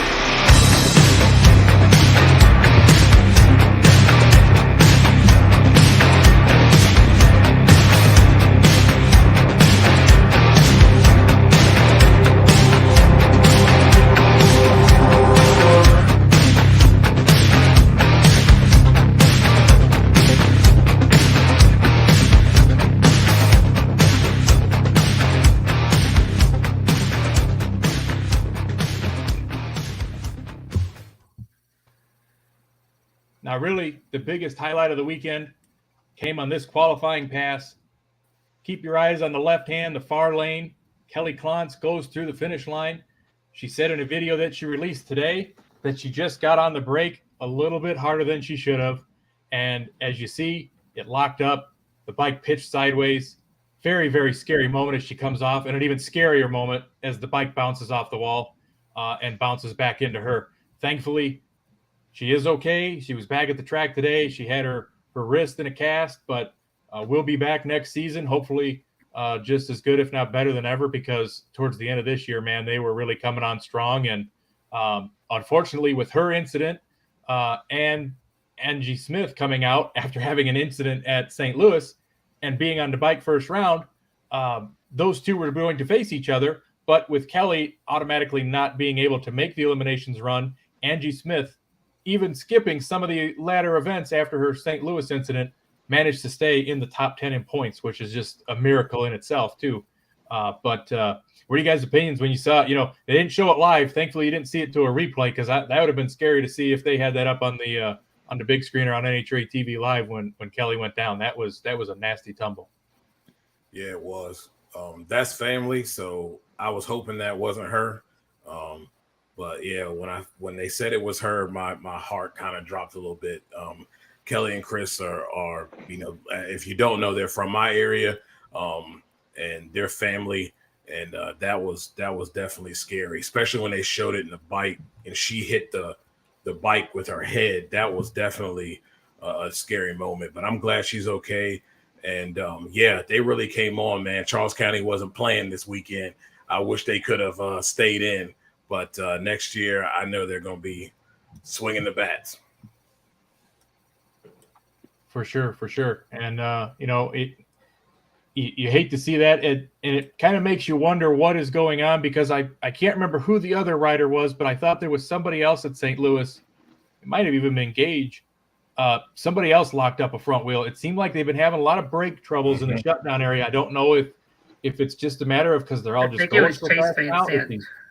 Who was that? You said Chase? I think it was Chase Van Sant Chase. Well, I don't know that he had a problem with his brakes. I know he went and he kind of caromed off the wall a little bit. I don't know that was necessarily a stopping issue if his was in the shutdown area or on the track, but there was a couple of them that were pretty scary. It kind of makes you wonder what's going on with these brake issues going on here, because this is not a class that you want to have that kind of trouble with, especially with nothing protecting the riders. Anything you want to add to that, Billy? Yeah, I mean, we've saw all the unfortunate accidents that happened this year, but I think the one rider that stood out the most this year, with consistency this year, had to be Chase Van Sant. I know he was kind of under the radar at this season, but even though Gage took a lot of the spotlight, I mean, Chase Van Sant, he's definitely a rider to watch next season. As we all know, he had the unfortunate incident in Dallas, and we know for a fact he's probably going to be a shoo-in for the NHRA Rookie of the Year award tomorrow night.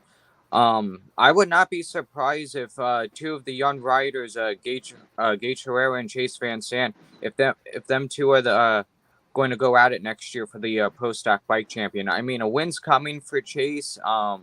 It's going to happen eventually, possibly next year, but Chase Van Sant definitely deserves a lot of credit this season. Even though, like I said, Gage took mainly all the spotlight this year in Pro Stock Bike, Chase definitely deserves a shout out for the great season that he had this year. Most definitely.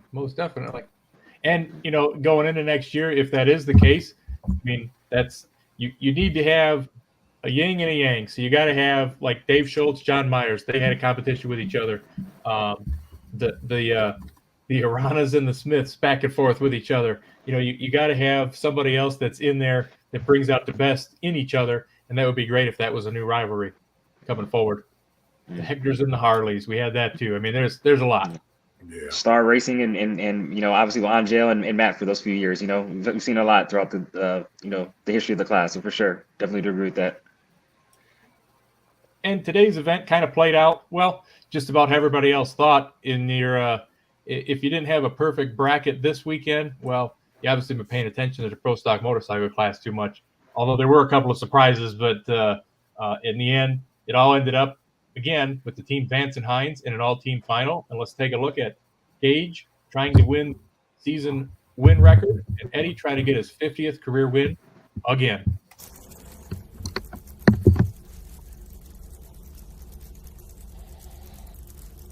Playing a little psychological game down here, maybe?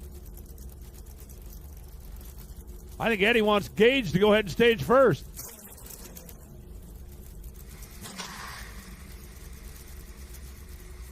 Gage did stage first. And Gage got away first. And Gage got to the stripe first. And Gage wins number 11. 672, 201 miles an hour. Eddie Krawick goes 679 and 199. Gage got away from the starting line first. Gage got to the finish line first. Gage ran roughshod over the Pro Stock motorcycle field. Gage, you're now holding your 11th Wally of the season. You were the world champion already on Saturday. You have to think that the rest of this class is going to be ready for you and coming for you next season. What's next for Gage Herrera? I already got a drink from In-N-Out, so I'm planning to go get a burger. But all in all, what an incredible season for us. Not only me, but the whole team. Andrew, Ed, all of them. Jay, Ray, Scott, Terry, Byron. I can't thank them all enough. As Vance Hines, Mitchell Suzuki's been on rails all weekend. Or all year, sorry. And, yeah, I'm excited for next year. I heard a lot of people are stepping it up. They're changing their program to come for me, and I love it. It's just going to make us drive and push that much harder, and I can't wait.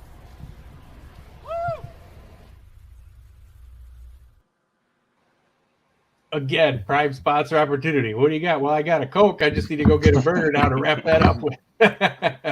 Darren, anything that stood out for you this weekend as we look at the Pro Stock motorcycle ladder and see how it plays out? No, it really just played out how I thought it would. Obviously, Gage Herrera, what more can we say? Just a dominant season so far. Great to see Steve Johnson in the semifinals. Obviously he's had a pretty tough year here in 2023. So great to see him move into the Final Four. Unfortunately, just came up against Gage Herrera in that Final Four matchup. But just one last time for Gage Herrera, 11 wins this season, sets the record for the most wins in a single season in Pro Stock motorcycle history.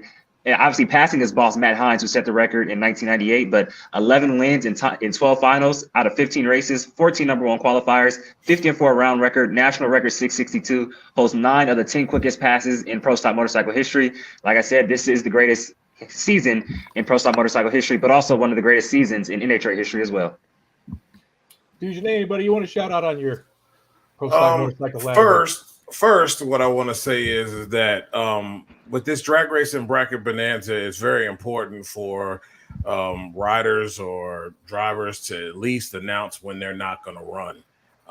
And Matt coming up when he did and not showing up and then wanting to announce it later. Look, man, there's like plaques and belts on the line, dude. Like, give some type of racing update earlier. And, that way people could have made a decision and made the proper decision instead of having their brackets jacked up because you didn't want to announce it earlier. So do a better job. Secondly, Steve Johnson, it's kind of weird. Had a pretty decent season, kind of stumbled in the playoffs. Kind of weird to see him do that, especially as consistent as he has been over the last couple of years. I'm sure he'll bounce back next year.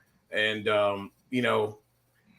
Mark Ingerson too, man. The guy has come out and really been a guy who's been respectable. And you have to come out and you have to be at your best when you pull up next to him. So I hope that he also comes back next year a little bit stronger. I think this class is pretty strong as we look at it, and it only can go up from here. No, I completely agree, and I'm glad that you mentioned that about Matt Smith not even showing up for first round because he totally destroyed my bracket because I had no way was Gianna going to beat him, right? Especially when you're in that battle for third place in the championship points, and then he doesn't even show up, and he broke his transmission. He said he broke his transmission. He didn't want to take one out of Gianna's bike, so Gianna got the free ride against Hector Arana Jr., and unfortunately turned on the red light in a potential winning round against Hector Jr. in the second round. But that will move. So obviously the Vance and Hines team will finish first and second of the points. Hector Jr. will end up third, Matt Smith fourth, and Gianna Evaristo rounding out the top five as this season played out. So definitely a lot of motorcycle. I would like to shout out Ellie Tonglet How about Ellie Tonglet back there and winning the round over Jerry Savoie? Number 8 and 9 qualifiers, closely matched bikes. Jerry on Chase's bike and Ellie Tonglet making his return was great to see, and nice to see that that the bike field is still competitive. But yeah, I agree. As with this bracket bonanza thing that's going forward, and right now it's just plaques and belts. But as I mentioned when they had Mr. Elon Warner on the Competition Plus Power Hour, I'm like, you ought to put some money involved in this. If you're looking for investors, let's talk to DraftKings or something. Let's put some skin in the game on this deal, and let's see what's going on. But situations like that are what would really kill it, because you would upset a lot of people.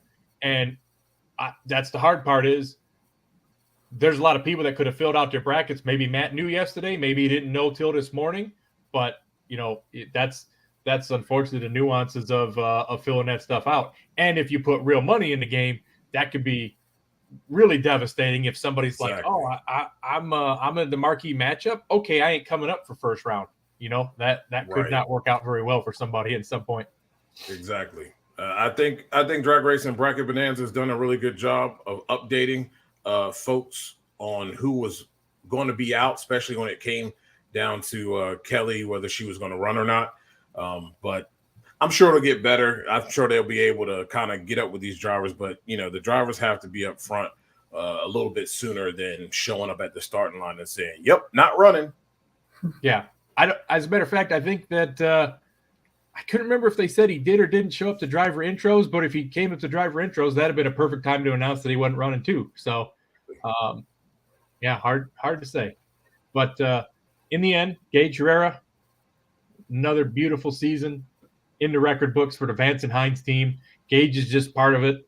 And I wish Angel success in her alcohol dragster and her Top Fuel venture, because I think that it's a shame that could have been Angel on that bike, because that was her bike going through.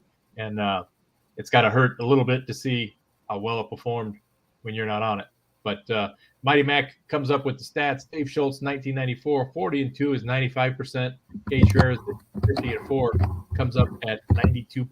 So Dave Schultz, percentage-wise, did have a better season. Is that a little skewed, though, because they race more races? It is. Yeah. Okay. Just a thought, because I'm like, if they race more races, then it kind of doesn't count. I mean, it's kind of throwing it off a little bit. It is for sure. KCC, thank you. Proud of you, stats dude. Until next season. But that'll put a wrap on Pro Stock Motorcycle. And the last Pro Stock category that we've got, unfortunately, didn't have a lot of drama coming into it. But still a very, very, very interesting way to end the season as we take a look at Pro Stock Car.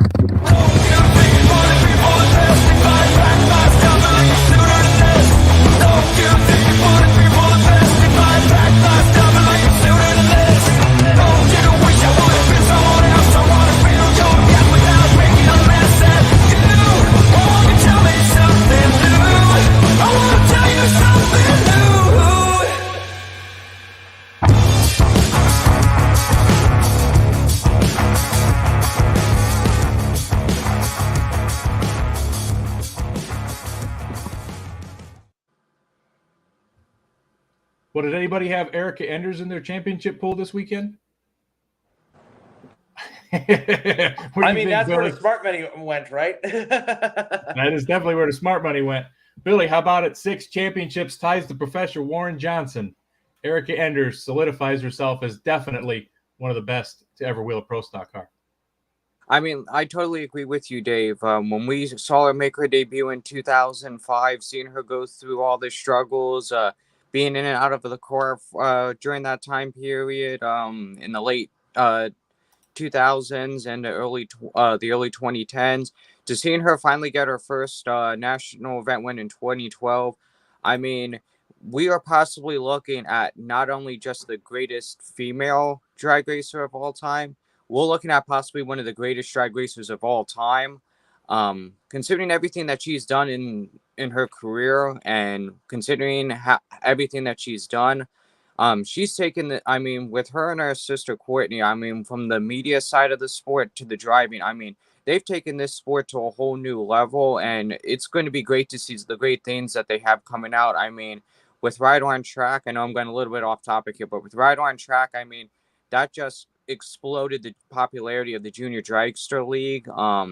Mark my words, Erica Enders is going to be one of the greatest drag racers of all time. And I'm also going to include Aaron Stanfield as well, considering with how young Aaron Stanfield is right now, considering all the success he's had at the national and divisional level.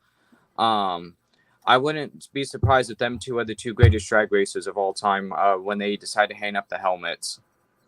Well, and the amazing thing is, like you mentioned, if you're looking across the sport in general or the professional side of the sport, six-time world champion does match Warren Johnson in the pro stock category, but it also matches her with Dave Schultz, Andrew Hine, Kenny Bernstein, Matt Smith as other six-time series champions in the professional categories too.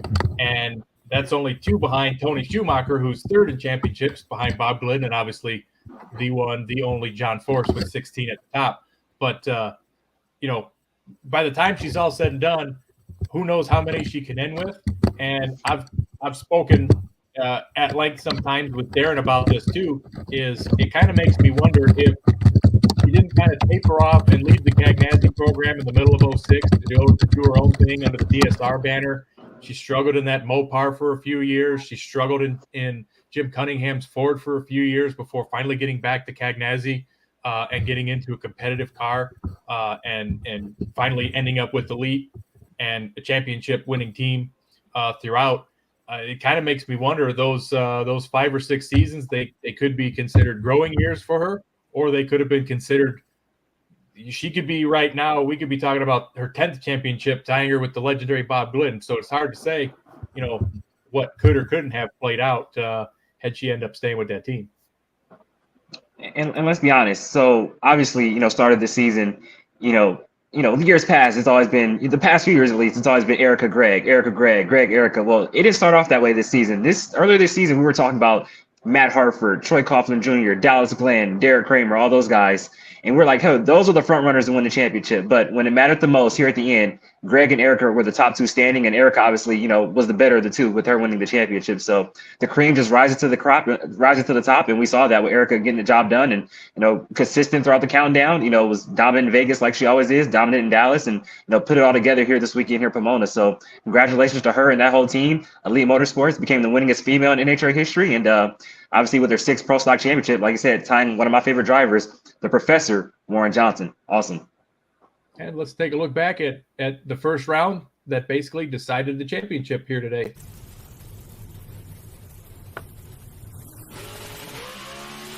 Both drivers away on a green. Fernando squares the tire, and Erica Enders drives past the AAA scoreboard, 6.502, 210 miles an hour. In and out Pomona drag strip. You just witnessed the crowning of a champion. That win light makes Erica Enders a 6-time NHRA Camping World Champion. Congratulations to Richard. Congratulations to Royce Lee. All the guys that work down there in the engine shop, the horsepower department, and the entire team. Erica, I don't want to put words in your mouth and say that this is the hardest trophy that you have ever earned, but I know it wasn't an easy one. 6 titles. You became the winningest female in all of motorsports this season. For this title right here, what drives Erica Enders at this stage of your life? Man, first and foremost, I want to give the good Lord all the glory. He turns every single mess into a message, and that's exactly what this season started off was a complete and utter disaster. And, on the heels of a career best season last year, anything's going to be challenging, right? But it took us 7 races to figure out our issue, and I owe my guys all the credit in the world. And the message this year is tenacity and consistency and digging through all of the crap and just prevailing when it matters. And I have to thank my guys for that. Richard Freeman's a tremendous leader that gave us all such a great opportunity starting in 2014 here at Elite Motorsports. The 2 boys on my car are new to drag racing, and I got Connor and Declan, so I'm really proud of them and to give them their first world championship at Elite Motorsports. But for Chase Freeman, Jake Hairston, Anthony Lum, Tim Freeman, all the guys in the crew chief lounge, I don't want to miss anybody, but my sponsors, JHG, Nikki and Jason, Chris and Jackie are here. Matt, Mark, Melling, Brendan, they're here as well. Kevin from Gallagher, Skag, Randy and Maria, they're not here this weekend. David from High Performance Lubricants, C-Tech, CHE, my entire family at CHE, they've been so wonderful to me. But I give them the credit because it's through God that I can do all things, but it takes a team of people to do it here, and I couldn't do it without him. But my sister, Amanda, my sister, my dad, my mom, my sister and my dad are the two best sports psychologists in the world. My sister's my hype girl, but she works her butt off for me. I know I'm talking a long time, but as a little girl in a junior dragster, this was my dream, and I've not only been able to accomplish it once, but we've been able to accomplish it 6 times, and it's us against the world, and today us won. Erica Enders is your 2023 Pro Stock World Champion for the 6th time.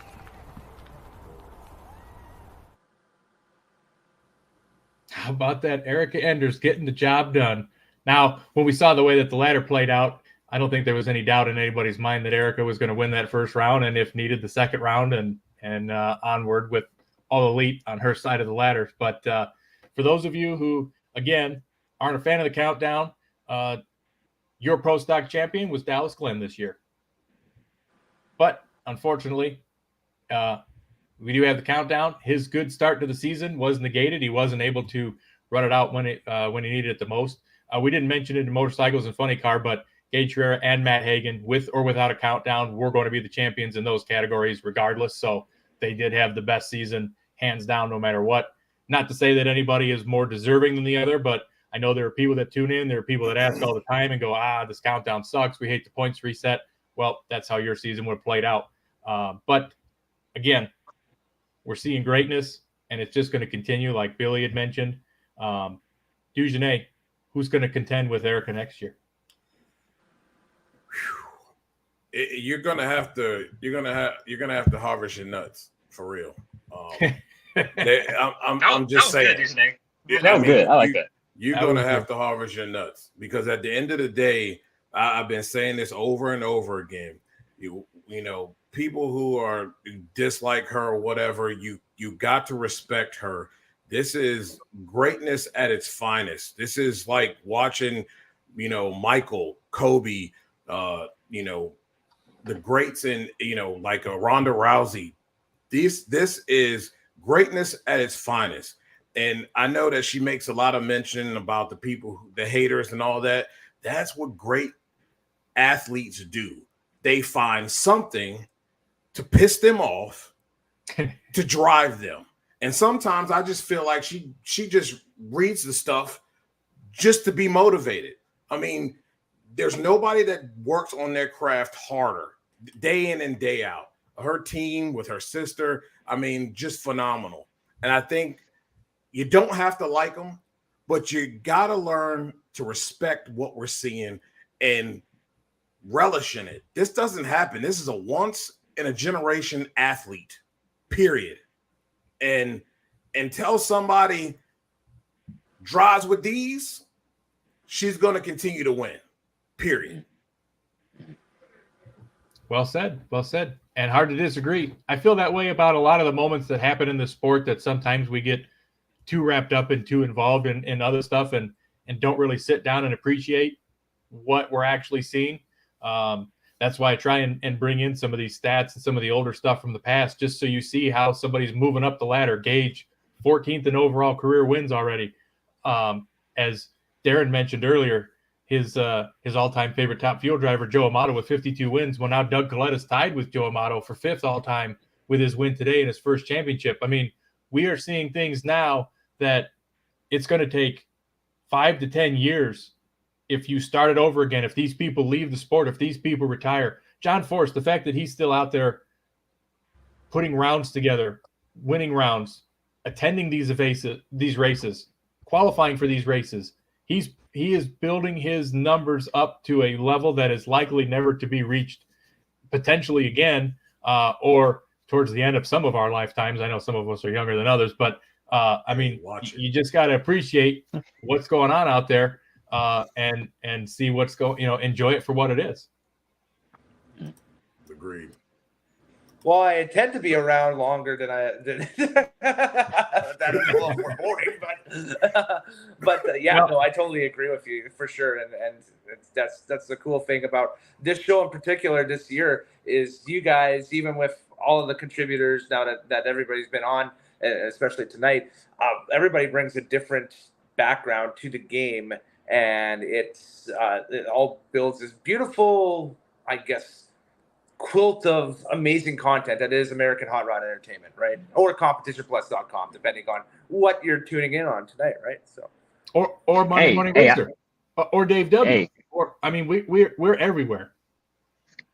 Hey, I'm having a good time just sitting back watching David host this show. I mean, I'm sitting here chilling. I'm enjoying it. I'm chilling. I feel like I've talked too much here in 2023. I'm like, hey, Dave, you got it. Oh, well, I saw Nate's cruising with the people today out in the stands and that stuff. Here's big DWJ out in the crowd there, man of the people while elimination's going on. Just, how's it going? How are things? Enjoy the race and stuff like that. The official welcoming committee of Pomona Drag Strip right there, Darren Williams Jr., everybody. So. Dark chocolate. Dark chocolate. Hey, it scored him a hat though, didn't it? Oh, yeah. Hey, you like that? You bought this weekend. They should have given you something. Good Lord.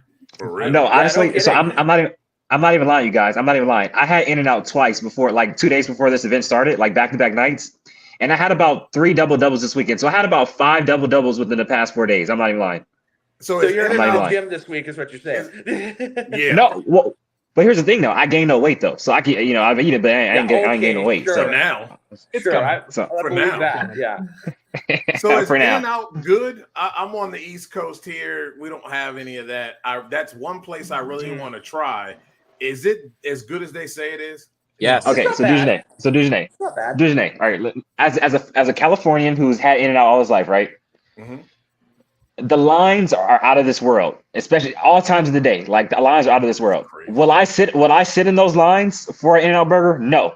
But I will tell you what, an In-N-Out burger double, it's a really solid burger and it's a really good burger and you'll enjoy it. So I'll tell you that. It's a really solid burger. Yeah, it is. I'm gonna come to California. I gotta get one. Okay, yeah, for sure. Yeah, just talking with Big Jim here in the room and that stuff. He's saying they're the best burgers in California, so he's definitely backing the In-N-Out burger. Well, thank goodness there are 49 other states in the union because California can have it. We'll take everything else. You can have your best burger in California. Oh, wow. Hey, it's better than White Castle. It's better than White Castle, Dave. Oh, yeah, immensely better than White Castle, I would say. It's not better than White Castle. But speaking of White Castle, they are on the decollete of Troy Coughlin Jr.'s Jegs.com Pro Stock car. Before we go too far off the rails, we make our way through the Pro Stock elimination field. And championship's already decided, pressure's off. My bracket was busted because I had a Greg Erica final to end this season. And boy, did they let me down in the semis. Erica left first, shook the tires, shut it down. Matt Hartford goes to the final.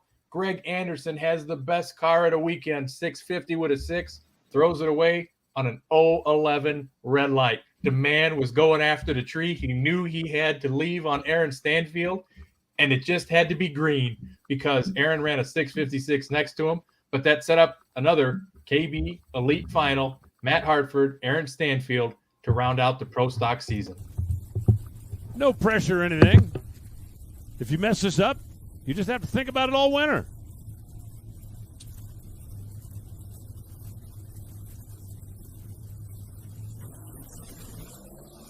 The entire Getrick staff is down there on the starting line on one side. Stanfield a smidge quicker in reaction time, and he's going to win it 6.534 on a hole shot. 208 miles an hour. Matt goes 6.519. Aaron Stanfield 031.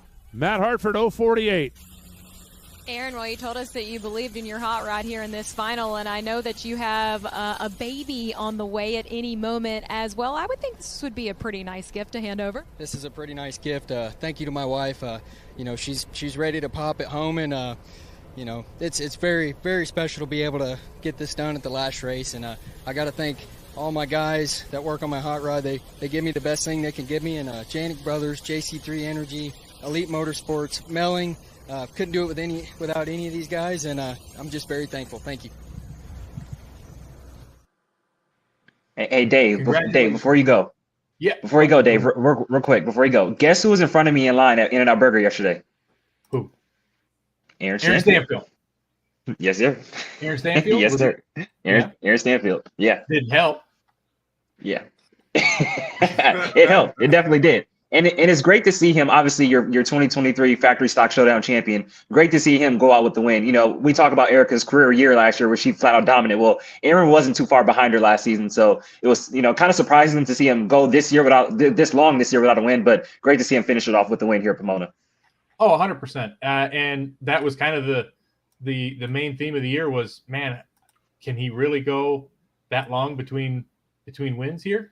And I mean, it was a competitive season. As James mentioned in the comments, you had 8 different winners on the year, which is just astounding too in the day and age. But like we had mentioned on the NHRA Today show earlier, this was the closest field of the season. Only 48,000 separated the whole from 1st to 16th. You can win it with your left foot, whether it's because you're turning the light red or because you are winning it on a hole shot. I mean, it's anybody's game. And congratulations to Aaron. He said he will be going home. You know, he ended the season on a high note. Factory Stock Championship, as you mentioned, a win at the In-N-Out Burger Finals, and his wife is ready to deliver another baby for him. His 8th career win ties him with Butch Leal, Chris McGahey, Jerry Ekman, Dallas Glenn on the all-time win list. Great list of names right there. It is. The late Jerry Ekman, I hate to say, who we lost about this time last year. However, great way to end the year. And let's take a look at the Pro Stock ladder just to see where your favorites ended up for today. Aaron Stanfield, Matt Hartford in the final, like we had mentioned earlier. Erica Enders, Greg Anderson making it to the semis. Thought they were on a head-on course to have another epic final round battle between the top 2 in the category. We think, Billy, anybody else that stands out on this ladder for you, or anybody else that just in general at the last event of the year that you wanted to shout out? For the whole season, I would like to give a shout out to Dallas Glenn and Camry Caruso. We saw Camry come out with the win in Phoenix and then winning the All-Star call-out. I mean, we now have 2 women that have won in NHRA Pro Stock. I wouldn't be surprised to see her in the near future try to get a championship under her belt. Also, I was after the sophomore slump last year, it was good to see Dallas Glenn come back and have a great season. But we all have to agree, the story this year in Pro Stock was Erica Enders picking up her 6th championship this year. I mean, I've said it before earlier. She's definitely one of the great drag racers out there. Also, one of the great all-time female athletes when you consider stick and ball sports, considering with what she's accomplished in drag racing. You got to put Erica Enders in that list as well. And I must say it was a great season this year with all the different winners that we had in the factory hot rods. For sure. Darren, how about you? You sat and got to see it all from the stands. What was the crowd reaction for any of these matchups? Anybody you wanted to shout out or anything that was kind of a monster matchup crowd-wise? Well, it's funny that Billy said Dallas Glenn and Cameron Caruso, and obviously he, obviously said all their highlights here in 2023. But I was really surprised because, like you mentioned, Cameron got her first win at Phoenix. But after that win, you never really heard much from Cameron for the rest of the season. I was pretty surprised about that. I thought this was going to be a breakout year for Camry here in 2023. And obviously Dallas Glenn, career year after, obviously that amazing rookie season in 2021. I wouldn't call it a sophomore slump last season, but it wasn't the type of season they thought they would have. And then a real breakout year during the regular season here in 2023, but they just did not put it all together here in the countdown. And so it was tough to see them struggle, but I definitely think they'll come back strong in 2024, and Dallas Glenn will put himself back in championship contention next season. Yeah, they just got to keep it all the way through, like you mentioned, through the countdown. And one last note, since Billy did mention that Camry had won the call-out, it was announced during Saturday qualifying for both the Pro Stock motorcycle and Pro Stock car that Gittrex will sponsor the call-outs next season for both of those categories. So good news that they are stepping up. They're putting money in the sport. Mission Foods is putting money in the sport. Camping World is sticking around, still putting money in the sport. Thanks to all those sponsors that make this world go around, because without it, all these drivers and teams couldn't do what we love watching them to do. But in the end of today, Aaron Stanfield wins Pro Stock Eliminator. And that only leaves one thing left, and that is who is our Mopar, Mission Foods, In-N-Out Burger, Camping World, Red Wing Shoes, high performer of the race. Man, that's a lot. Am I doing it this time, Dave? Since you're who hosting, we got, Darren? Who's our high performer? Our high performer of the race here at the 2023 In-N-Out Burger NHR World Finals is our man, Doug Coletta. Here's our high performer here in Pomona, California. After 26 years of trying, 26 years of frustration, Doug Coletta finally breaks through to pick up his first ever Top Fuel World Championship here in the NHRA. Not only does he that, he wins the race here in the final round of the final race of the season. Third win of the year, all coming in the countdown. 52nd career win, tying my man, Joel Model, for 5th on the all-time wins list with 52 career wins. Doug Coletta is our high performer of the race. The accolades that you had listed off for this particular gentleman makes it hard not to pick him. On top of being a sentimental favorite and a fan favorite, I don't think, again, other than Leah's team, crew, family, there wasn't too many people in the place that were sad to see Doug pick up that win and championship after all these years of trying. It's just one of those things that you have to have respect for the man. And boy, this will go down in history as one of the most intense and epic days in drag racing with him coming out on top. Let me say this real quick, Dave. And obviously, we talked about Orange being a model in 1990, and obviously, the low ET obviously played a role in that final round as well. So we talk about the run with Tony Schumacher, and then we talk about, I've talked about when Bernstein beat Schumacher in the final of 2012 to crown Antron the champion. But you talk about head-to-head, two guys and gals in the final round for a championship.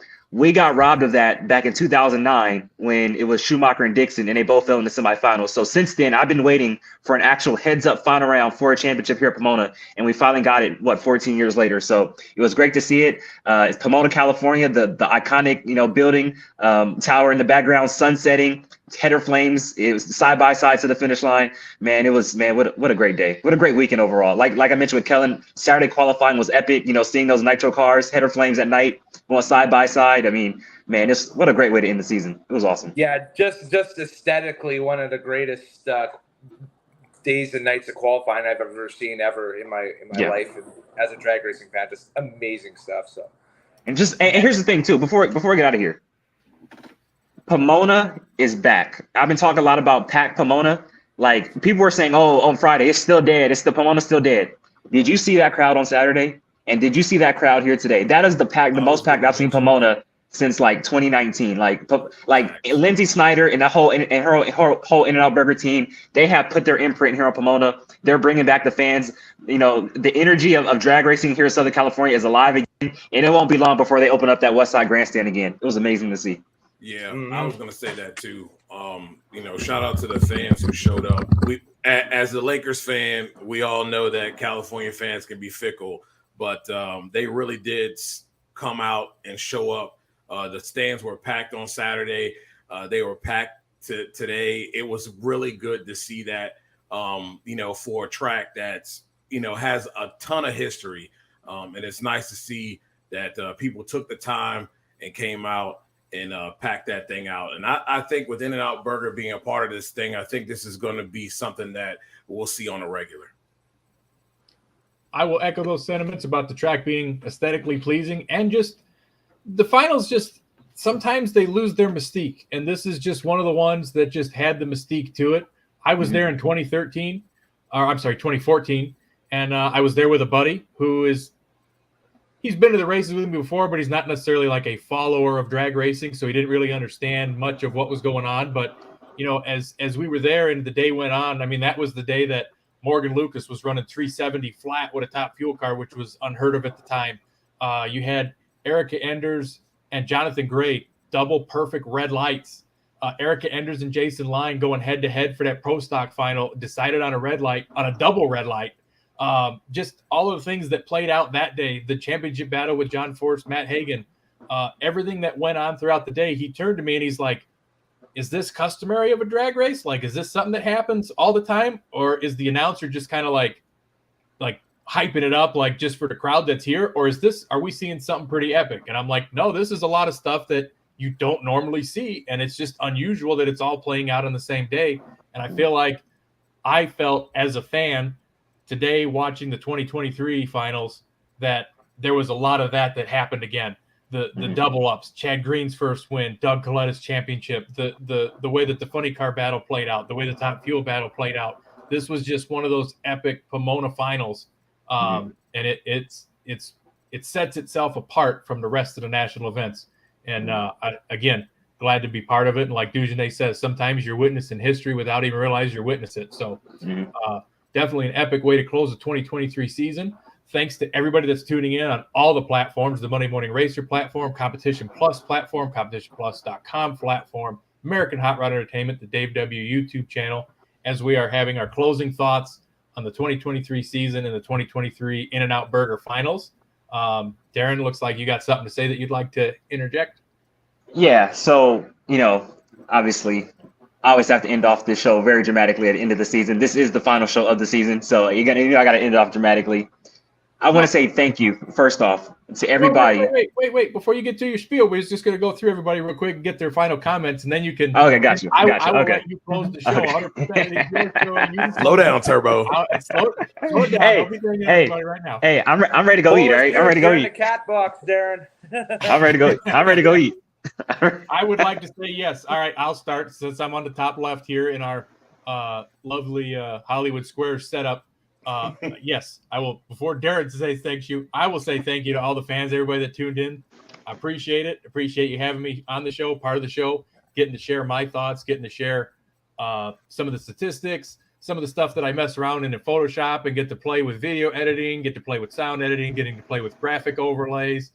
It's all just fun for me. So it never really feels like hard work. I know that Darren puts in the hard work. He really does. I appreciate you, Darren. Thank you for being a part of this.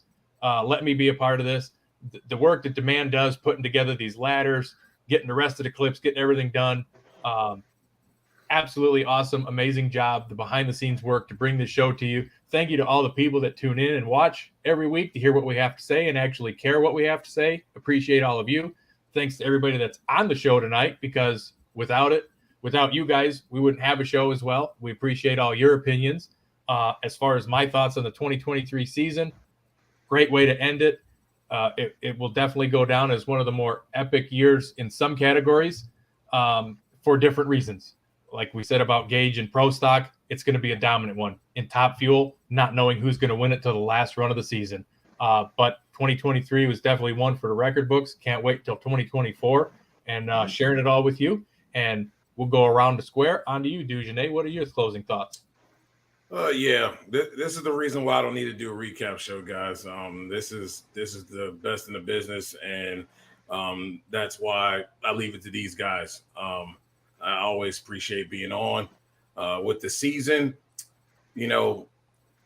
This season we were able to see what a playoff really is all about, and what I mean by that is after Indy, there was no doubt when they hit Reading and the first set of cars went down and those people got out and got on the mic, we were in a different ball game. Mm-hmm. Their attitudes changed. Mm-hmm. Everything with the sense of heightened level of competitiveness went to another level. Mm-hmm. So those who don't like the countdown, fine. But this is where the countdown really started to show itself. And I think with all the additions that they're making, with Mission Foods coming on board, with them having multiple sponsors being a part of this thing, I think it only gets better from here. I have a real gut feeling that we're starting to get back to the good old days of what we used to have. Payouts should start to rise. There will be more opportunities for people to be able to get paid with these different shootouts. I really like what I'm seeing. And over the years, we kind of think that we had a really big group of a lot of great drivers. I think, when you really analyze it, we really only had a handful in each class in a lot of years. But in this year and in previous years, we are starting to see the growth of young talent. And from top to bottom, on any given weekend, someone can win. It's not shoot in that, John Force is going to go to the final one again because he's got the best car. No one else can beat him. It's, it really is. We're watching something really the maturation process of the NHRA after COVID really start to get rolling. And I'm really excited to see what's going to happen here in the next couple of years. Enjoy it, people, because we're watching some really, really good stuff. Our buddy Kellen, and your Canadian opinion. Oh, wow. Thank you very much, Dave, and everybody. And as I sit in the hotel room here in Pomona, California, just kind of reflecting on not only the week that was, but the entire season that was for the NHRA Camping World Series and that stuff, you got to also just think about the guys or the people behind the scenes that made the series possible and that stuff. And, of course, the outgoing sponsor of the series, Marcus Lemonis and Camping World, for coming in when NHRA was in a very precarious spot a few years ago, to come in and help sponsor the series and get them to the point now where the Mission Foods people can take over and become the series sponsor the next year. A quick shout out and a quick pat on the back for them for helping, elevate the series a little bit and get them back to the level where it needs to be. But yeah, the competition was second to none this year. The competition level was second to none. I think this year will go down as an all-timer in many categories for sure, with Gage's just absolute dominance in Pro Stock Bike. The Top Fuel final being, the Top Fuel category, I should say, going right to the final round of the final race, automatically puts it up there into the top 10 or maybe even top 5 seasons for a Top Fuel world champion. And the fact that is now Doug Coletta after, the 26 years of trying is something truly special. Personally, I want to also thank some of the people that helped make my trip down to Pomona, possible. First off, I'm sharing a room with him tonight. It's my dad, Big Jim. He helped me out a lot with planning for this trip, and we also hit up a bunch of stuff that you'll be able to see on tinyurl.com/drag files in the coming weeks and that stuff. We did the Alliance Automobile Museum in Long Beach, which, by the way, if you come down for a race in Pomona, check out the museums, the NHRA Motorsports Museum and the Lions Museum in Long Beach. They are awesome. We also got stuff coming from Moon Eyes. We got stuff coming from Mac Customs as they had a show and shine down here at the same time. So a whole bunch of great content coming out on Nitromaniac TV in the coming weeks and months from Southern California. But most of all, I want to thank Darren. I want to thank you, Dave. I want to thank everybody else on the call tonight. That's stuff. And I also want to thank the Monday Morning Racer, Lee Kraft, for sharing some time on Inside the NHRA and letting this Canadian from Edmonton, Alberta, sit in and chop it up and talk drag racing with you guys in 2023. It was truly something special. It was a lot of fun. This was a bucket list trip for me. I'll be talking about this for years. So, I'm just going to fly back home and, as they say, dream about California or, lonely and dreaming on the West Coast as California dreaming. So, there we go. Yeah, and California girls too, he's saying. So. See, everybody talks crap about California, but when they come to California, they love it. See? Yeah, that's because they're leaving. They're just there on vacation. That means they get to go home. That's right. That's East Coast all they day. ain't living there. They ain't paying all the expenses. That's why they love it. They love it because they get to leave it. No, I swear, every time I go over there, I always kind of crack up a little bit. I just saw an Instagram video earlier today of a car just running over a moose. And that's all I think of when you're talking about Canada and stuff, is they got. Oh yeah. There, so hey, the moose will tell you out there. You got to watch for them. Yeah. Deadly animals. You got to watch out for them, man. Billy, your thoughts on the season, and obviously getting to work for Maple Grove Raceway up there. You get to start off the countdown every year, so that's pretty cool. What was your take on the year? I must say this year proved that we have one of the best series in all of sports.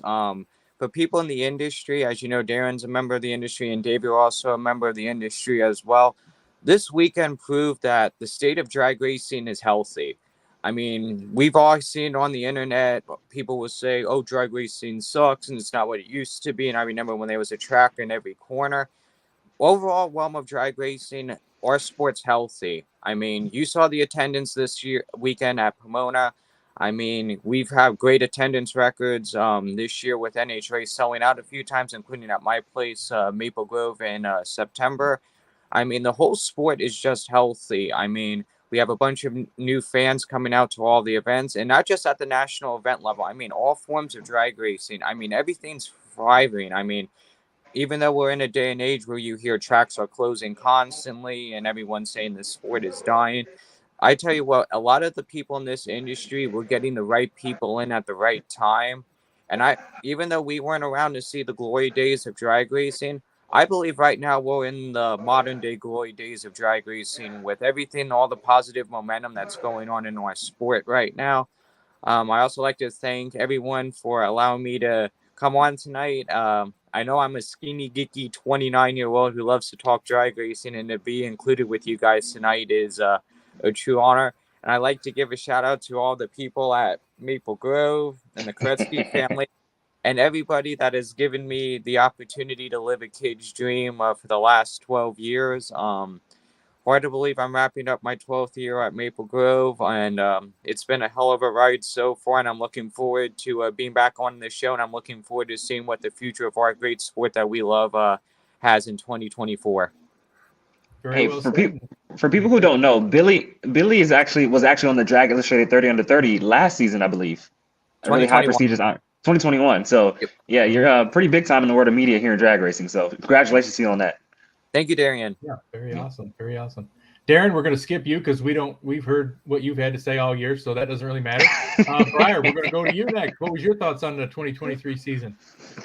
Well, first off, just like everybody else, I want to, I kind of wrote a little Instagram post this week that Darren saw, Duchesne saw, and kind of into the sport about 3 years ago. I knew of NHRA and everything like that, but I didn't really follow it that closely like you guys have, and just really being thrown into it and everything like that, and just really loving it, and made some, great friendships along the way, like Darren and Duchesne and Dave W. and, Mighty Mac, and everybody in the NHRA media has just been so helpful to me to, continue on, and, no matter how tough it might get sometimes. So, but yeah, it was a great season, and definitely probably a, A+ season. And also, before I forget, I just want to thank the Pro Stock Motorcycle riders this year for helping me out with my Pro Stock Motorcycle reaction piece that I was doing weekly, and Eddie Krawick and some of those guys were responding to me every week, and so they were probably like, "Who's this kid?" trying to get a quote from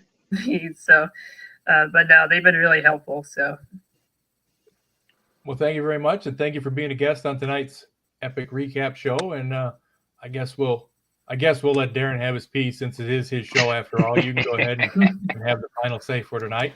Hey, I've been chilling since part two. I've been chilling, but first off, in all seriousness though, I want to thank everybody from the start, when we start the show for the first race of the season in Gainesville, to everybody who's watched, for every race, every show since then. I want to say thank you from the bottom of my heart. A few years ago, 2021, I had this dream. I was like, hey, I was the type of one, after a race, I would go to YouTube and I couldn't find NHRA content, so I was like, man, like, what if I just started a show like this, kind of like a recap show, like Sportsman? I was like, let's try it out, and that's how I kind of found Monday Morning Racer. I saw his channel first, and, I became a fan, and me and Monday Morning Racer. So funny thing, me and MMR actually met, and we told this story 100 times. We met 2019 World Finals, and he just happened to sit next to me, my dad, and my cousin, and all our friends, and we started talking, and we found each other on social media, and it's been a great partnership and relationship ever since. And he was kind of one of the first guys I seen that was making NHRA content, and I made this show in 2021, and obviously with Andrew Morales, Everything Nitro, and it's just grown ever since then. And I got to give a lot of credit to him for helping growing this show, and for everybody who's been on it since then, like my man Duchesne Bland. Duchesne was one of the first guys I ever sent a video to when I first started, this YouTube deal. So me and Duchesne go way back. And Kellen, so people don't know, Kellen actually,